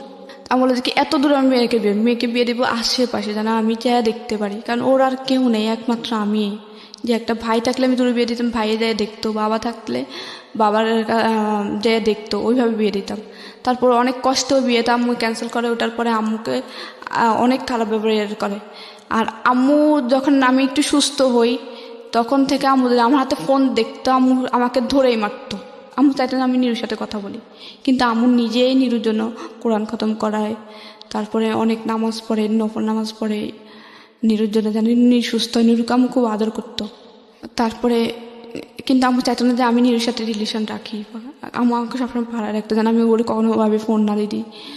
তো নিরু আমার পাশাপাশি যাইতো স্কুলে। তো আমার এলাকায় আমার ওই ভাইটা পুরো দিয়ে রেখেছে, যেন আমাকে কোনোভাবে নিরুর আশেপাশে দেখলে বা নিরু আমার আশেপাশে থাকলে যেন ভাইয়াকে ইনফর্ম করে। আর ভাইয়া ওই এলাকায় একটু রাজনীতিতে প্রভাবশালী ছিল। তো আশেপাশে দিয়ে মানে আমি রাস্তা দিয়ে গেলে যদি কোনোভাবে দেখতো নিরু আমার পাশে এসে বাড়িতে খবর চলে যেত। তারপর আম্মুকে বকা দিত। আম্মু আমাকে যখন যেটা পেত হাতে, অনেক সময় ধরা যাচ্ছে প্লেট আছে, প্লেট দিয়ে মারতো। অনেক সময় হাত পাকা ছিল, হাত পাকা দিয়ে মারতো। অনেক সময় সুপারি কাটা লোহার যে ছোতরা ওটা দিয়ে মারতো। মানে যখন যেটা হাতে থাকতো ওটা দিয়ে মারতো। তারপরে এই মানে কোনোভাবে চাইতো না যে নিনুর সাথে। তারপরেও আমি লুকায় ওর সাথে কথা বলতাম। বিদেশ থেকে আব্বু ফোন দিয়ে আম্মুকে খুব গালাগালি করে, তোর মেয়ে মান সম্মান ডুবোবে, এই সেই অনেক গালাগালি করে। তো বলে যে কি বিয়ে দিয়ে দেবো, আর পড়াশোনা করার দরকার নেই, টেস্ট পরীক্ষা দিতে দিবে না। আমি আম্মুকে ঠিক পরীক্ষা 4 দিন আগে বলে যে আম্মু শুধুমাত্র আমাকে মেট্রিকটা পড়তে দাও, তাহলে অন্তত আমি নিজের হ্যাঁ খরচটা চালাতে পারবো। যদি কোনো তোমার মতো হইলো যেন আমার ফ্যামিলিতে নিজের ফ্যামিলি দেখতে পারি, বিয়ে হোক, হ্যাঁ বিয়ের পরে যেন আমি আমার শ্বশুর বাড়িতে যেয়ে যেন আমার ফ্যামিলি দেখতে পারি। তারপরে অনেক কষ্টে আমাকে রাজি করে টেস্ট পরীক্ষার জন্য রাজি করে, তারপরে টেস্ট পরীক্ষা দিই। দেওয়ার পরে হচ্ছে এর 1 মাস আগে কিন্তু আমার পড়াশোনা অফ করে দেয়। তারপর টেস্ট পরীক্ষাতে 4টা মেয়ে অ্যালাউ হয় শুধুমাত্র, মানে অল বিশেষ পাশ করে 4টা মেয়ে আর ছেলে 6টা 10টা। তো ওইখানে 4 জনের ভিতরে আমি 2 ছিলাম। তারপরে আম্মু খুশি হয়। তারপরে আমি বলে যে কিনা আমি মেয়েকে আমি পরীক্ষা দেওয়া হবে, ও টাকা না দিলে আমি বাপের বাড়ি থেকে এনে দেওয়াবো। তারপরে আমার ফাইনাল পরীক্ষার জন্য ফর্ম ফিল আপের জন্য টাকা দিবে না, তোর মেয়ে কীভাবে পড়বে আমি জানি না, টাকা পয়সা আমি দেবো না। আমি বলেছি কি সারা বছর তো দাও না, এখন তো একটু টাকা বেশি লাগতেছে ফর্ম ফিল আপ, ওটা একটু দাও, সারা বছর তো মেয়েটার বেতন লাগে নাই, কোনো কিছু লাগে নাই। তারপরে দিবেই না, বলে যে কি তোমার মেয়ে তুমি বিয়ে দিয়ে দাও, পড়াশোনা করানো লাগবে না। তারপর আম্মু বড় মামা থেকে, ছোটো মামা থেকে, নানু থেকে চেয়ে এনে তারপরে আমার ফর্ম ফিল আপ করায় তারপরে পরীক্ষার জন্য আমি প্রস্তুতি নিই। তারপর ফাইনাল পরীক্ষা দিই। তো যখন ফাইনাল পরীক্ষার প্রথম দিন আমি আমার পরীক্ষার সময় সবাই আম্মুকে, জেঠি, চাচি সবাইকে পা ধরে সালাম করে যেতাম। আম্মু শিক্ষা দিয়েছিল সবসময় যে কারোর সাথে এখন প্রথম ইন্ট্রোডিউসে সালাম দিবা, অনেক বেশি মুরব্বি হলে পা ধরে সালাম করবা, পরীক্ষার সময় পা ধরে সালাম করবা। তারপরে পরীক্ষার সময় আমি ভাইয়াকে সালাম করতে চাই ভাইয়ার রুমে পরীক্ষার ফার্স্ট দিন, যে ভাইয়া পরীক্ষা দিতে ভাইয়ার সাথে সাথে আমাকে দেখেই কম্বল দিয়ে মুখ ঢাকে ফেলে, তখন শীতকাল ছিল, ফেব্রুয়ারি। পছন্দ করতো না আপনাকে? হ্যাঁ, আমি তারপরে সালাম দিতে গেলাম যে ভাইয়া পরীক্ষা দিতে যাচ্ছি আমি। তারপর ভাইয়া মুখ ঢাকা অবস্থা বাইরে বলি যে ভাইয়া আমি পরীক্ষা দিতে যাচ্ছি, দোয়া করেন। তারপর পরীক্ষাটা যাই, যাওয়ার পরে পরীক্ষা দিই কন্টিনিউ। পরীক্ষাটা ওইভাবে কেউ নিয়ে যেত না, তখন আম্মুর কাছে টাকা ছিল না। আম্মু কী করে স্কুল থেকে একটা বাস ইয়ে করে যে এখান থেকে প্রায় অনেক ছেলে মেয়ে একসাথে একই বাসে যাবে আসবে, পরীক্ষার হলে দিয়ে আসবে আবার নিয়ে আসবে একটা বাস। তা আমি ওই বাসে দিয়েছে, কারণ বাসে খরচ কম, এই জন্য কেন। তারপর এইভাবে যাই। আমার খারাপ লাগতো যে পরীক্ষার কেন্দ্রে সবার মা আসতেছে, কারো বাবা আসতেছে, কারো ভাই আসতেছে, কখনো আমার কেউ আসে না। একদিন আমার ক্লাসমেটদের, আমার বান্ধবীদের একজন যাইতো, কিন্তু আমার কেউই আসতো না। তারপরে একদিন নিরু আসে, আমি যখন ওরা বললাম যে আমার খারাপ লাগে, তারপর ও ঢাকা থেকে যখন কেমন দিয়ে যায়, তারপরে তখন আবার ও যায় কেন্দ্রতে। আচ্ছা, তারপরে পরীক্ষাটা দিই, পরীক্ষার রেজাল্ট আসে, রেজাল্টটা তো ভালো হয় না, 4.60 আসে।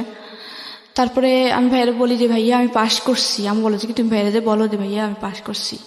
আমি বলি বড় ভাইয়ারে যে ভাইয়া আমি পাস করছি। ভাইয়া বলে যে কি হ্যাঁ শুনছি, ব্যাস আর কোনো কিছু না। তারপরে আমার খুব খারাপ লাগে যে আমি আমাদের এলাকার মধ্যে ভালো করছি। আমার আগে 2টা মেয়ে ছিল শুধুমাত্র, একটা প্লাস পাইছে আর একটা হচ্ছে 4.83 পাইছে। ওই তারপর আমি ছিলাম 3য়।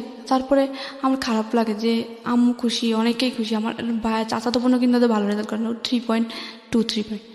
তারপরে এত ভালো রেজাল্টের পরও ভাইয়া একটু মোটামুটি ভালো গ্রামের জন্য, ভাইয়া একটু বললো না যে ভালো করছি, সামনে আরও ভালো করি। তারপরে আবার বিয়ের জন্য চাপ দেয়। তারপরে আমি হচ্ছে কি দেখি যে কি আমার কষ্টকে বিয়ের করবে না, আমি আমাকে বলে যে আম্মু সরকারি কলেজে। তা বলে যে সরকারি কলেজ হচ্ছে জেলা শহরে, তুই এখান থেকে যাবি কীভাবে, আসা যাওয়ার খরচ। বুঝলাম যে কোনো খরচ হবে না, কিন্তু আসা যাওয়ার খরচ যাতায়াত ভাড়া করতে গেলে দেবো। বলছি আম্মু একটা ম্যানেজ হয়ে যাবে, তুমি অতটা শুধুমাত্র আমি বাসে যাবো। আমি বাসে উঠতে পারতাম না, তারপর বলতাম যে বাসে যাবো, আমি বাসে উঠলে বমি করতাম। তারপর বললাম যে বাসে যাবো আম্মু, আমি সরকারি কলেজে পড়বো, দেখি না যদি চান্স পাই তো লাগছে, আমার সার্টিফিকেটে থাকবে যে গভর্নমেন্ট ওমেন্স কলেজ, কোনো বেসরকারি কলেজ না। তো আমি বলে যে কি আচ্ছা আম্মু না, হ্যাঁ এর ভিতরে বলে আচ্ছা ঠিক আছে দেখ। তারপর আমি ফর্ম নেওয়ার পরে আমার আসে, তারপরে আসার পরে আমি ভর্তি হই, আর নাম থেকে টাকা এনে আম্মু ভর্তি করাই, আম্মুর কিছু টাকা জমানো ছিল। তারপর আবার ওই যে ক্লাস 10 পরীক্ষার পরে, এসএসসি পরীক্ষার পরে একটা উপবৃত্তি দেওয়া হয় 2300 টাকা। তো আমার খরচ হয়েছিল ভর্তি হইতে 1900 টাকা। তো আমি ওই টাকা দিয়ে ভর্তি, তারপর ওই আসা যাওয়ার খরচ মোটামুটি চলো। তো আব্বু আবার এর ভিতরে আসে, আমার পরীক্ষার মানে ইন্টার মাত্র ভর্তি হয়েছি, 1 মাস গেল, মানে 3-4 দিন আমি কলেজে গেছি। তারপর বইয়ের লিস্ট দেয়, তারপর আম্মুরে বলে নানু টাকা দেয়, বই কিনি, নতুন বই কিনি।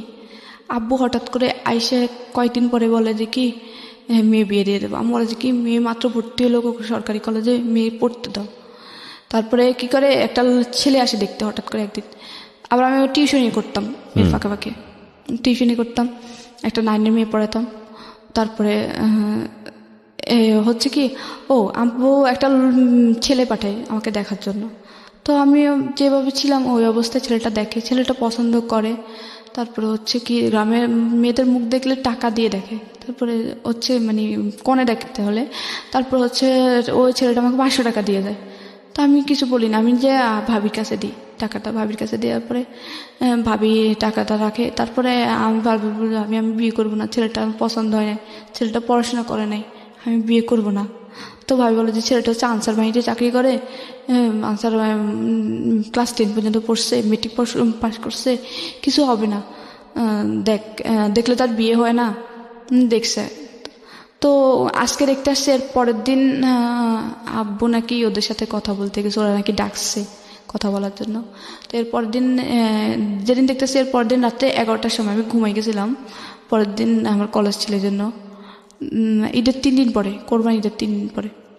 তারপরে হচ্ছে আমাকে রাত্রে 11টার সময় ঘুম থেকে উঠায় আম্মু রুমে নেয়। নেওয়ার পরে আমি ঘুম চোখে মানে চোখ ডলতে আম্মুর কাছে যাই, যে আম্মু কি হয়েছে, আব্বু ডাকছিল? হ্যাঁ। তারপরে বলেছে কালকে থেকে কলেজে যাওয়ার দরকার নেই, পরশুদিন তোমার বিয়ে। আমি তো মানে ঘুম চোখে মানে চোখ ডলতেছি, ভাবতেছি ঘুমের ঘোরে কিছু স্বপ্ন দেখতেছি নাকি উল্টাপাল্টা। এরপর আমি ঢুলতেছি, মানে ঘুমের মানে ফিলার ধরে ঢুলতেছি, মানে ঘুম পড়ে যাবো অবস্থায়। তারপরে আমাকে মেজা ধরে চাকরি মারার পরে মানে একটা মোটামুটি ঘুমটা একটু ছাড়ে, ধরে এভাবে হাত ধরে চাকরি দেয় যে তোর কি বলছিস, শুনতেছিস? তারপরে আমি বললাম যে কি হয়েছে?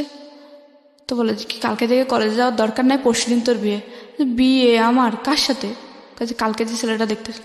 আচ্ছা না, ওটা আমি বিয়ে করবো না, ও পড়াশোনা করে নাই, ওই ছেলে উল্টাপাল্টা প্রশ্ন করে আমাকে, মানে বলতেছে যে আমার নাম লিখতে, এই যুগে কেউ নাম লিখতে বলে? তাছাড়া ছেলেকে আমি যখন বললাম যে আমি গভর্নমেন্ট ওমেন্স কলেজে পড়ি, তো গভর্নমেন্ট ওমেন্স কলেজে কি আমার চেহারা দেখে ভর্তি করেছে? আমি ডিরেক্টলি বললাম যে চেহারা দেখে ভর্তি করেছে, যে আমি নাম লিখতে পারবো না, আমার ঠিকানা লিখতে পারবো, আমাকে আমার নাম ঠিকানা লেখাইছে ওই ছেলে, আমি ছেলের বিয়ে করবো না, কারণ ওর মধ্যে মিনিমাম কমন সেন্স নেই। তো বললো যে কে এত কমন সেন্স খোঁজা লাগবে না, এই মুহূর্তে যেটা বলছি সেটা মাথায় ঢুকে নাও, আর তুমি এটার জন্য প্রস্তুত থাকো, কালকে থেকে কলেজে যাওয়া লাগবে না, কালকে তোমার গায়ে হলুদ, পরশুদিন তোমার বিয়ে। আচ্ছা আমি বিয়ে করবো না, বিয়ে না করলে এই মুহূর্তে তোর মাকে ডিভোর্স দিব, এই মুহূর্তে এখনই তোর মাকে নিয়ে যেদিকে 2 চোখ যায় তুই বের হয়ে যাবি।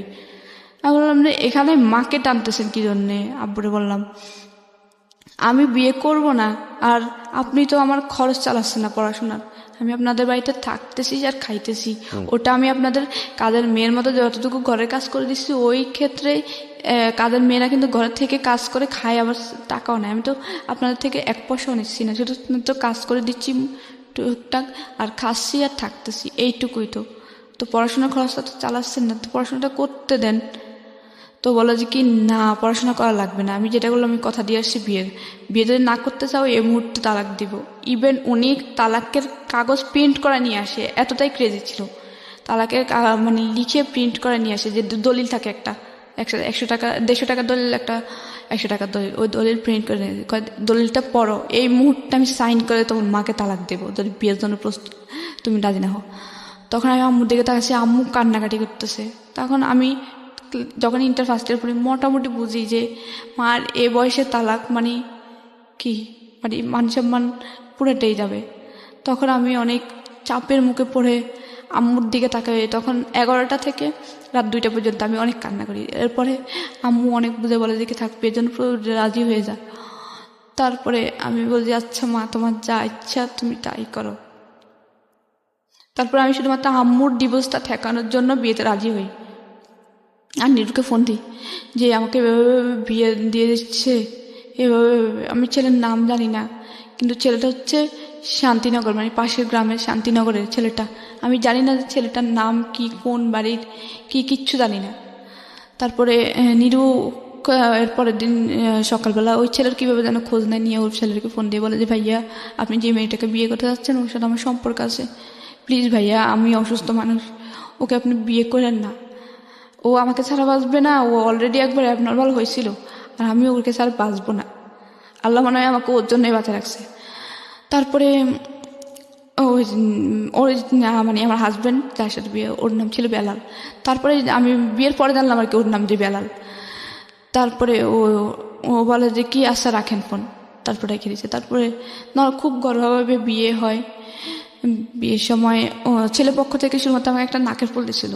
নাকের ফুলটা তাও আমার হাজব্যান্ডের বোনের বড় বোনের নাকের ফুল এনে আমাকে দিয়ে ওইটুকু দিয়ে বিয়ে, আর কোনো অলংকার দেওয়া হয় নাই।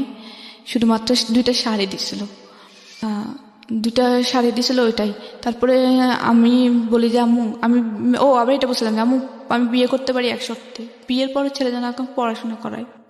আম্মু তুমি শুধুমাত্র ছেলেটাকে এটা রিকোয়েস্ট করো যেন আমাকে পড়াশোনা। আমি পড়াশোনার প্রতি খুবই ইন্টারেস্টেড ছিলাম যে আমি পড়াশোনা করবই যেন আমার একটা ইয়ে থাকে যে আমার কেউ নাই, আমার পড়াশোনা আছে, এটা আমারই থাকবে, এটা কেউ কখনো নিতে পারবে না। তো আমি বলা যে কি আমি ছেলের সাথে কথা বলছি, ছেলে তোমাকে পড়াশোনা করাবে, তুমি চিন্তা করো না। তারপরে আচ্ছা আমি কিন্তু এদিক দিয়ে নীরুকে বলে রাখছি যে তুমি আমাকে কোনোভাবে নিয়ে যাও। তখন নীরু খুবই অসুস্থ ছিল, ওর হাইড্রোজের কেমন ছিল, ওর খুবই প্রচণ্ড বুকে ব্যথা ছিল, খুব অসুস্থ ছিল, ও কিছু করে না। তখন ও চিন্তা করলো যে আমি ওটাতে নিয়ে আসবো। ও খুব কান্না করছিল, খুবই ওর ফোনের মানে ওই দিনের কান্নাটা মানে খুব চিৎকার করে কান্নাটা আমার কানে এখনো বাজে। নীরু, হ্যাঁ, তো আমি বললাম যে তুমি আমাকে নিয়ে যাও প্লিজ, আমি এখানে থাকলে আমার বিয়ে দিয়েই দেবে, আম্মুর ডিভোর্স হয়ে যাবে আমি যদি বিয়ে না করতে পারি, এখানে থাকা অবস্থা বিয়ে না করলে তুমি আমাকে কোনোভাবে পালায় নিয়ে যাও। ও বলে যে কি আমি পালায় নিব কি, নিতে পারতেছি না এখন এই মুহূর্তে, আমি তোমাকে আর ছাড়তেও পারতেছি না বা পালায় নিয়ে যাব সেটাও পারতেছি না। আমি যে একটা রোজগার করে নিয়ে তোমাকে পালায় নিয়ে কিছু একটা করে খাবো বা একটা দিন তোমাকে চালাবো, একটা দিন চালানোর মতো ক্ষমতা আমার মধ্যে নাই, ওই এবিলিটি আমার নাই। কারণ আমি আমার বাবার উপর ডিপেন্ড, আমার বাবা আমার সম্পূর্ণ ক্যান্সারের কষ্টে বের করতেছে, এই অবস্থা আমি তোমাকে নিয়ে কি করব? আমার নিজের রাস্তায় পড়ে মরতে হবে, কারণ আমার ক্যান্সার চিকিৎসা না করলে আমি শেষ। তারপর ও খুব কান্নাকাটি করে। তারপরে আমার নর্মালভাবে বিয়ে হয়, আমার 2টা বান্ধবীকে দাওয়াত দিই। আমি খুবই কান্নাকাটি করি, আমার 2 দিনের কান্নায় মানে সারাক্ষণ চোখ দিয়ে পানি পড়ে। তারপর চোখ মুখ ফুলেছিল, আমি ওই ছেলের মুখের দিকে কিন্তু তাকাইনি যখন আমার দেখতে আসে, তারপরে নামও জানতাম না। তারপরে বিয়ে হওয়ার পরে ওকে যখন সদরে দেয়, মানে সদর বলতে জামাই করে নেয়, তো নেওয়াটা শেষ হলো। তারপরে হচ্ছে কি কথা ছিল যে আমাকে উঠে নিবে না, আরও 3 মাস পরে উঠে নিবে বা ছেলেও থাকবে না। তারপরে ছেলে থাকবে না, তারপরে কি ছেলে হঠাৎ করে বলতেছে যে বিয়ের কাজ সম্পূর্ণ সন্ধ্যার পরেই বলতেছে কি ছেলে আজকে যাবে না, ছেলে থাকবে এখানে, মেয়ের সাথে থাকবে। তারপরে রাত্রে 11টার থেকে মানে নর্মালি ভাবেই ওর সাথে আমাকে দেয়, মানে বাসুরে দেওয়ার পর আমি ওর নাম জানতাম না। তারপরে ভাবি বললো যে ভাবি ছিল আমার, ভাবি আমাকে বললো যে ওকে সালাম করো। আমি নর্মালি ওকে সালাম করলাম, করার পরে ভাবি চলে গেল। তারপর দরজাটা অফ করলো, আমি ওর নামও জানি না তখন পর্যন্ত। আর ও আমাকে প্রথম বললো যে কি কালকে আমাকে একটা ছেলে ফোন দিয়েছিল, ওর ডিরেক্ট প্রথম কথা এটাই, ভাবির যে রুম থেকে বের হয় ও সোজা এটাই কথা ছিল যে কালকে একটা ছেলে আমাকে ফোন দিয়েছিল, ছেলেটার নাম নীরু বলছিল। ছেলেটা বলছিল তোর সাথে নাকি ওই ছেলের সাথে সম্পর্ক ছিল, এটা কি সত্য? তাই আমি ওর সাথে লুকাই না, কারণ ওর সাথে যখন আমার বিয়ে হয়েই গেছে তখন আমি ওর কাছে বলি যে হ্যাঁ সম্পর্ক ছিল, জাস্ট এটা বললাম যে সম্পর্ক ছিল। আমার এখনো মনে পড়ে ও আমাকে এত পরিমাণ থাপ্পড় দিছে, মানে একটা মেয়ের জীবনে স্মরণীয়। বাসর রাতেই তখন পর্যন্ত আমি ওর নাম জানি না।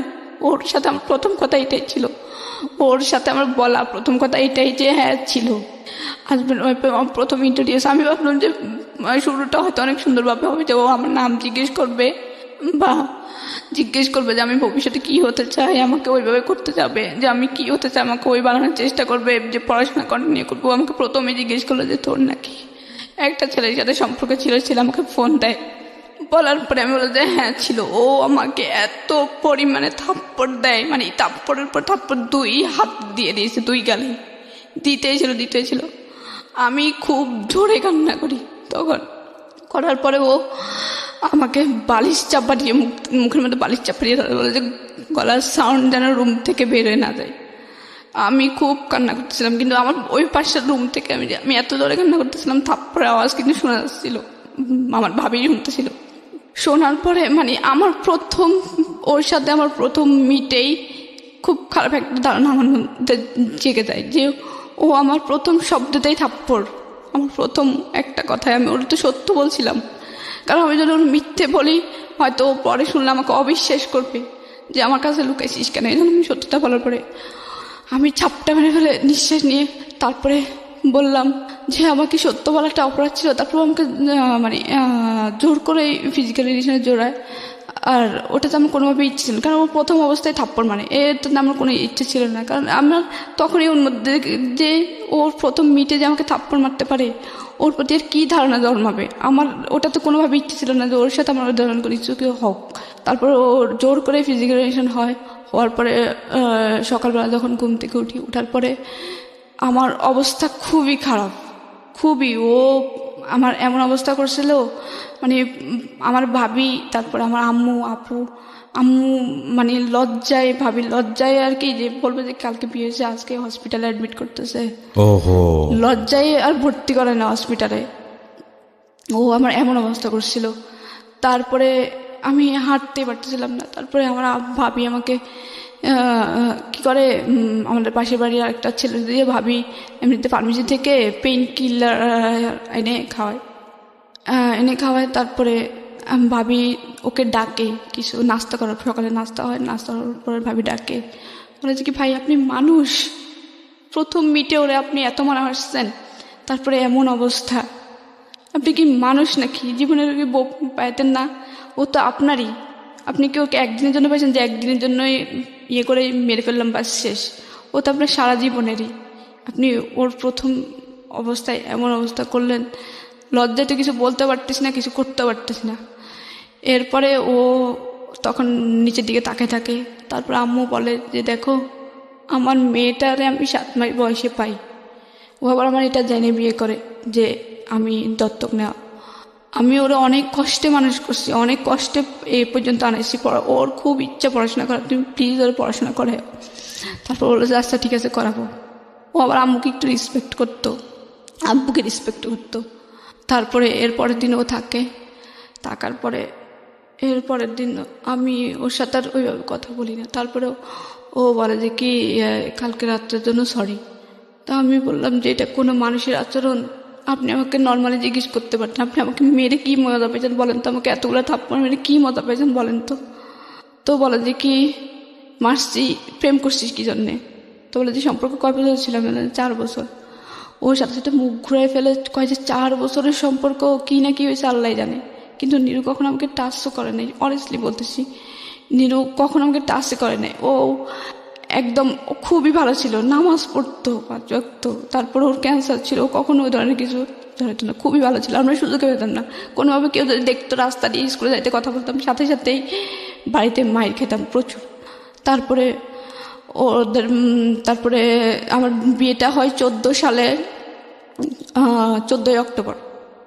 তারপরে 14 সালের 14ই অক্টোবর বিয়ে হয়। তারপর আমাকে এর 1 মাস হয় নাই, 7 তারিখে 7 নভেম্বর ওদের বাড়িতে নেওয়ার কথা হয়।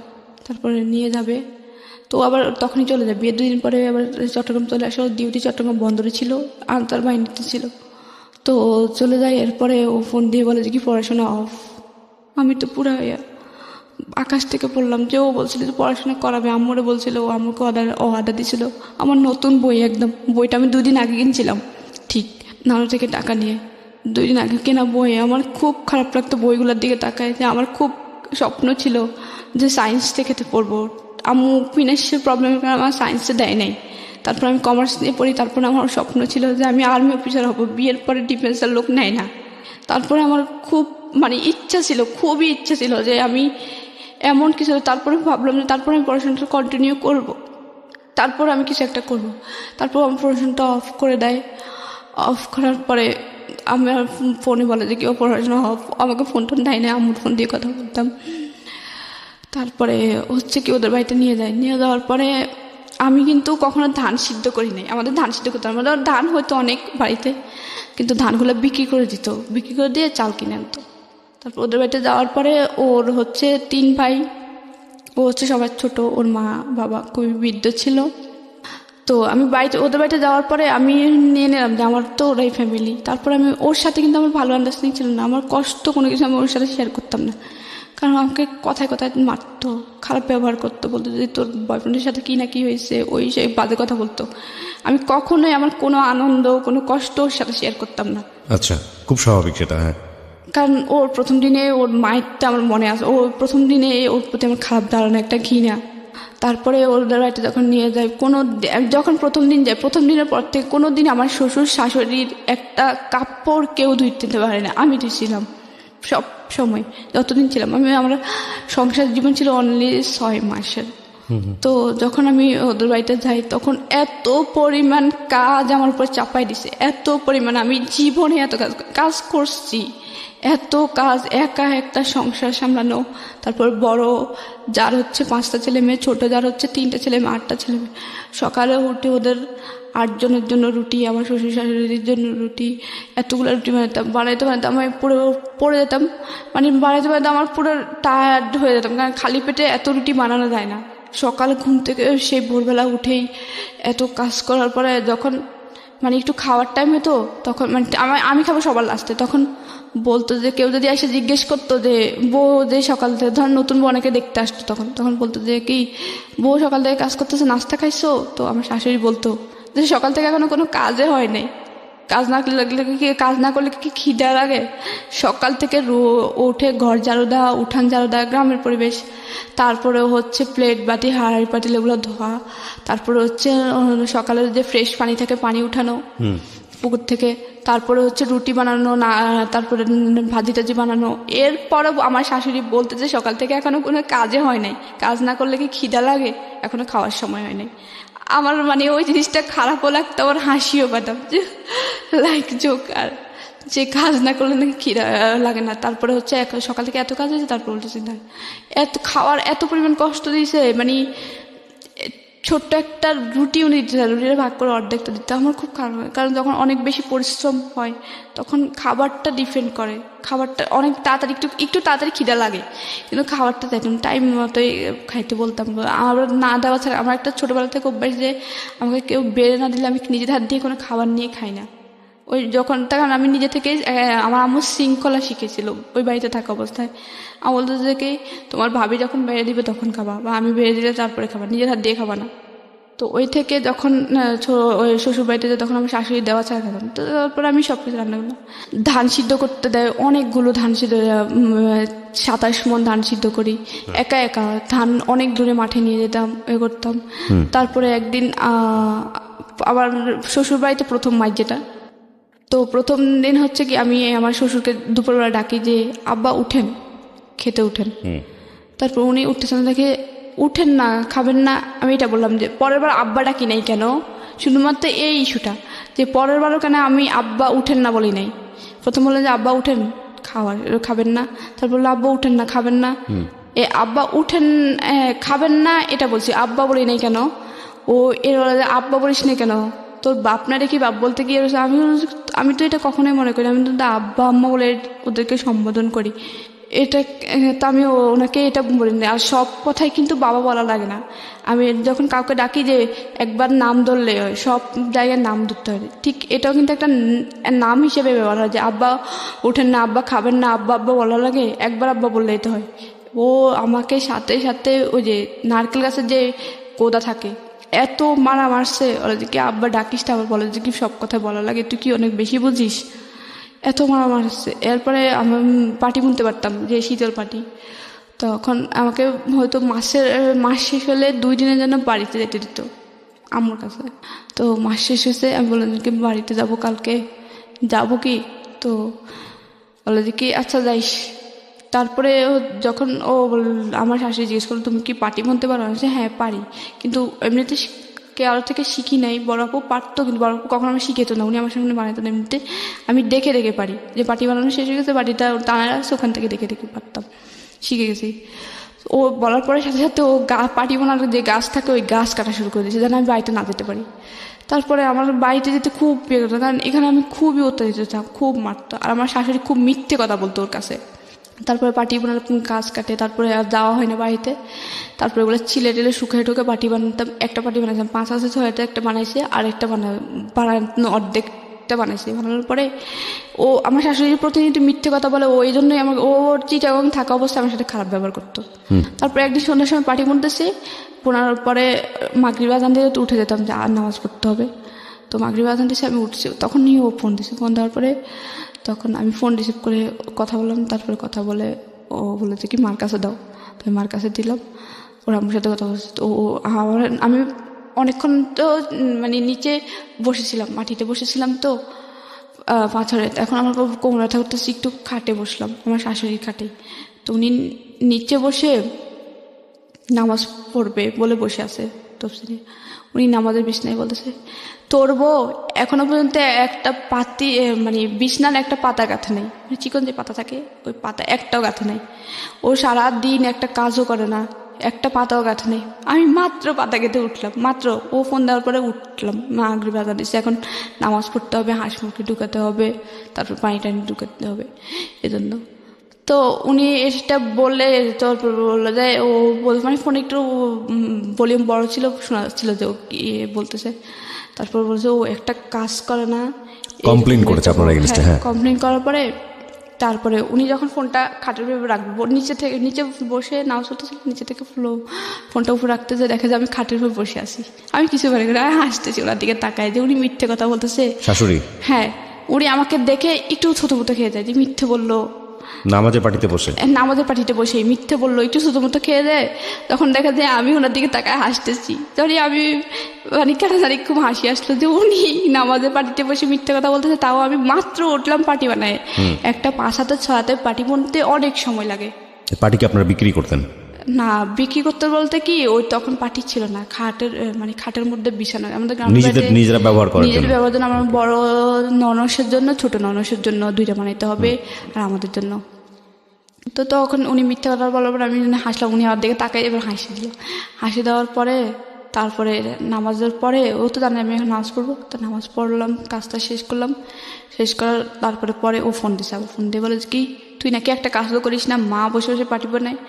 তারপরে আমি বললাম তোমার মাকে চোখে দেখে পার্টি বনবে, এটা বললাম। তোমার মা তো চোখে দেখে না, পার্টি বনবে কীভাবে? তাহলে একটা পার্টি যে বোনা হয়েছে ওটা কে বনছে বলো তো? আর একটা পার্টি যে অর্ধেকটা বানাইছে, 3 হাত বানানো হয়েছে, তাহলে ওটা কে বানাইছে বলো তো? তখনই আমার শাশুড়ি এসে আমার ফোন আমার হাত থেকে নিয়ে যাবে, বলে যে কি এই সগলখোর দুইঞ্চা মানে যাতা বলতেছে। আমি যে সগলখোর কাকে বলে আপনি জানেন? সগলখোরটা আপনি করছেন, আমি করি নাই। আমি তোর কাছে কোনো মিথ্যে কথা বলি নাই, আপনি মিথ্যে কথা বলতেন। এখন ও মিথ্যেটা, আপনি ওর কাছে মিথ্যে কথা বললেন, আমি তো আপনাকে এটাও বলি যে আপনি মিথ্যে কথা কেন বললেন?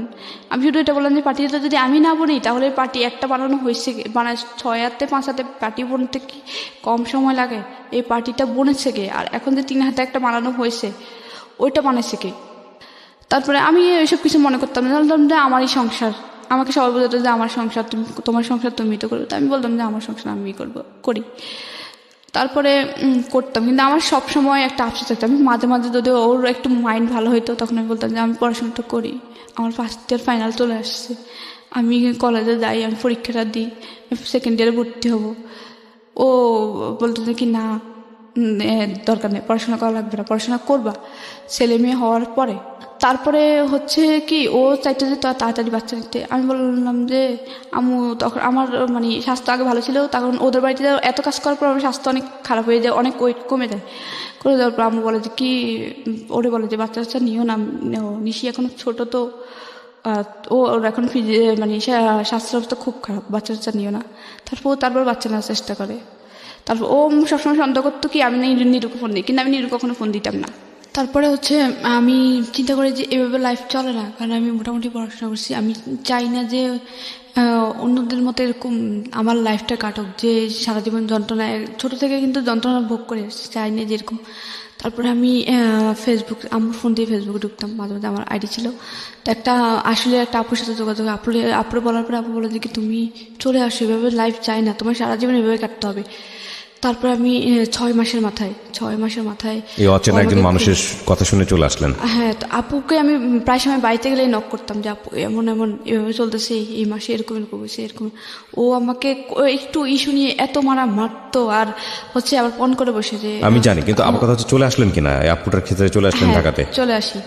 তারপর হচ্ছে ও 3 লাখ টাকা চাই, দুবাই যাবে, ও আনসার চাকরি করবে না, তারপরে বলে যে 3 লাখ টাকা চলে আসার দাও। পরে আপুর কাছে থাকলেন, কত সালে চলে আসলেন? আর তারপর 2015 সালের এপ্রিলে চলে আসি, এপ্রিল 26 তারিখে। তারপর আপু বলে যে কি তুমি ঢাকায় চলে আসো, কোনোভাবে টিকিটটা নিয়ে তুমি চলে আসো, আমি একটা তোমার কাজের ব্যবস্থা করে করে দেয় দেবো। শেষ পর্যন্ত কাজের ব্যবস্থা? হ্যাঁ, তারপরে আমি ওনার কথা মতো কাউকে না বলেই চলে আসি। হ্যাঁ, কারণ মাত্র যেটা আমি বাড়িতে জানাইতাম, ভাইয়েরা মানে জানাইতাম, সবাই জানতো আপনি আমরা পালিয়ে জানতাম। গেছেন বাড়ি থেকে?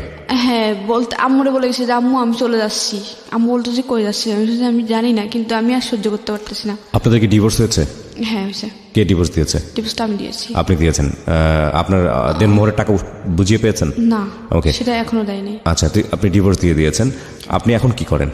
এখন হচ্ছে আমি ডিগ্রি ফার্স্ট ইয়ারে পড়তেছি। আবার পড়াশোনা শুরু করেছেন? আমি ওই যে ওখান থেকে যখন চলে আসি তখন আমি অনেক কষ্ট করে ঢাকায় চলে আসি। চলে আসার পরে আমি একটা মিরপুর 14 নম্বরে কচুকাতার এখানে একটা সমিতিতে জব নিয়ে, আপু জব নিয়ে দেয়, ওখানে জব করতে থাকি। তারপর সেকেন্ড ইয়ারে ভর্তি শেষ, টেস্ট পরীক্ষার কয়েকদিন আগে আমি মানে ইন্টারেস ফাইনালের টেস্ট পরীক্ষার 4 দিন আগে আমি অনেক কষ্টে মানে প্রিন্সিপালের দরজায়, তারপর আমি জানি আপনি অনেক কষ্ট করেছেন, কিন্তু একটা কথা হচ্ছে যে এই তারপর আপুটা আবার- আপনাকে কেন হেল্প করে? আপুটা এর নিঃস্বার্থে হেল্প করে, যে এত কষ্ট মানুষের, ও আপুটার A to Z মানে ছোট থেকে সবকিছু বলছি আচ্ছা, প্রায় সবার চ্যাটিং এ। এই আপুর সঙ্গে আপনি এখন আছেন? না না, আপুর সামনে এখন আপনার নেই। এখন আমি চলে নেই। কিভাবে? পয়সা আসে কোত্থেকে? এখন আমি জব করতাম কিন্তু আপাতত করতেছি না, মানে আমার জবটা চলে গেছে হচ্ছে আমার একটা অ্যাক্সিডেন্ট হয়েছিল। বাচ্চা কাচ্চা আছে কিছু? মানে আগে ঘরে বাচ্চা কাচ্চা হয় না? আমার 6 মাস সংসার ছিল তখন, আর বাচ্চা 6 মাসের সংসার? 2 মাসের একটা বাচ্চা কনসেপ্ট করে, কিন্তু অনেক বেশি কাজের প্রেশার, আমি একদম নষ্ট হয়ে যায়। পড়ে গেছি। আপনার ভবিষ্যৎ পরিকল্পনা কি? আপনি কি করবেন? আমার ভবিষ্যৎ পরিকল্পনা হচ্ছে কি, আমি পড়াশোনাতে এখন কন্টিনিউ করতেছি। তারপর হচ্ছে কি আমার কষ্ট, আমি এখন নিজে নিজে বিয়ে করতে জানি, যদিও আমি এখন চাকরিটা করতেছি না, চাকরি খুঁজতেছি। পড়াশোনাটা কমপ্লিট করবো, মাস্টার্স কমপ্লিট করব, তারপর বিসিএস দেওয়ার চেষ্টা করব, তারপরে একটা গভর্নমেন্ট জব করব। আপনি যেদিন এই স্বপ্নটা বাস্তবায়ন করতে পারবেন সেদিনই হবে আপনার এই জীবন গল্পটা বলা সার্থক। আজ পর্যন্ত শুধু এটা একটা স্ট্রাগল গল্প, এবং এই জায়গাটা থেকে অনেক মেয়েই এই ধরনের স্ট্রাগল বাংলাদেশে করেন। সেই অর্থে জীবন গল্প এটা তেমন কোনো গল্প না, যদি আমি নক করার জায়গা থেকে বলি। কিন্তু যদি আপনি সত্যি সত্যি বিসিএস অফিসার হতে পারেন, যদি আপনি সত্যি নিজের পায়ে দাঁড়াতে পারেন, তাহলে আমরা আপনাকে উদাহরণ হিসেবে দাঁড় করিয়ে বলতে পারবো লাখ লাখ মানুষকে যে এই মেয়েটি পেরেছে, সুতরাং আপনাদেরও পারা উচিত।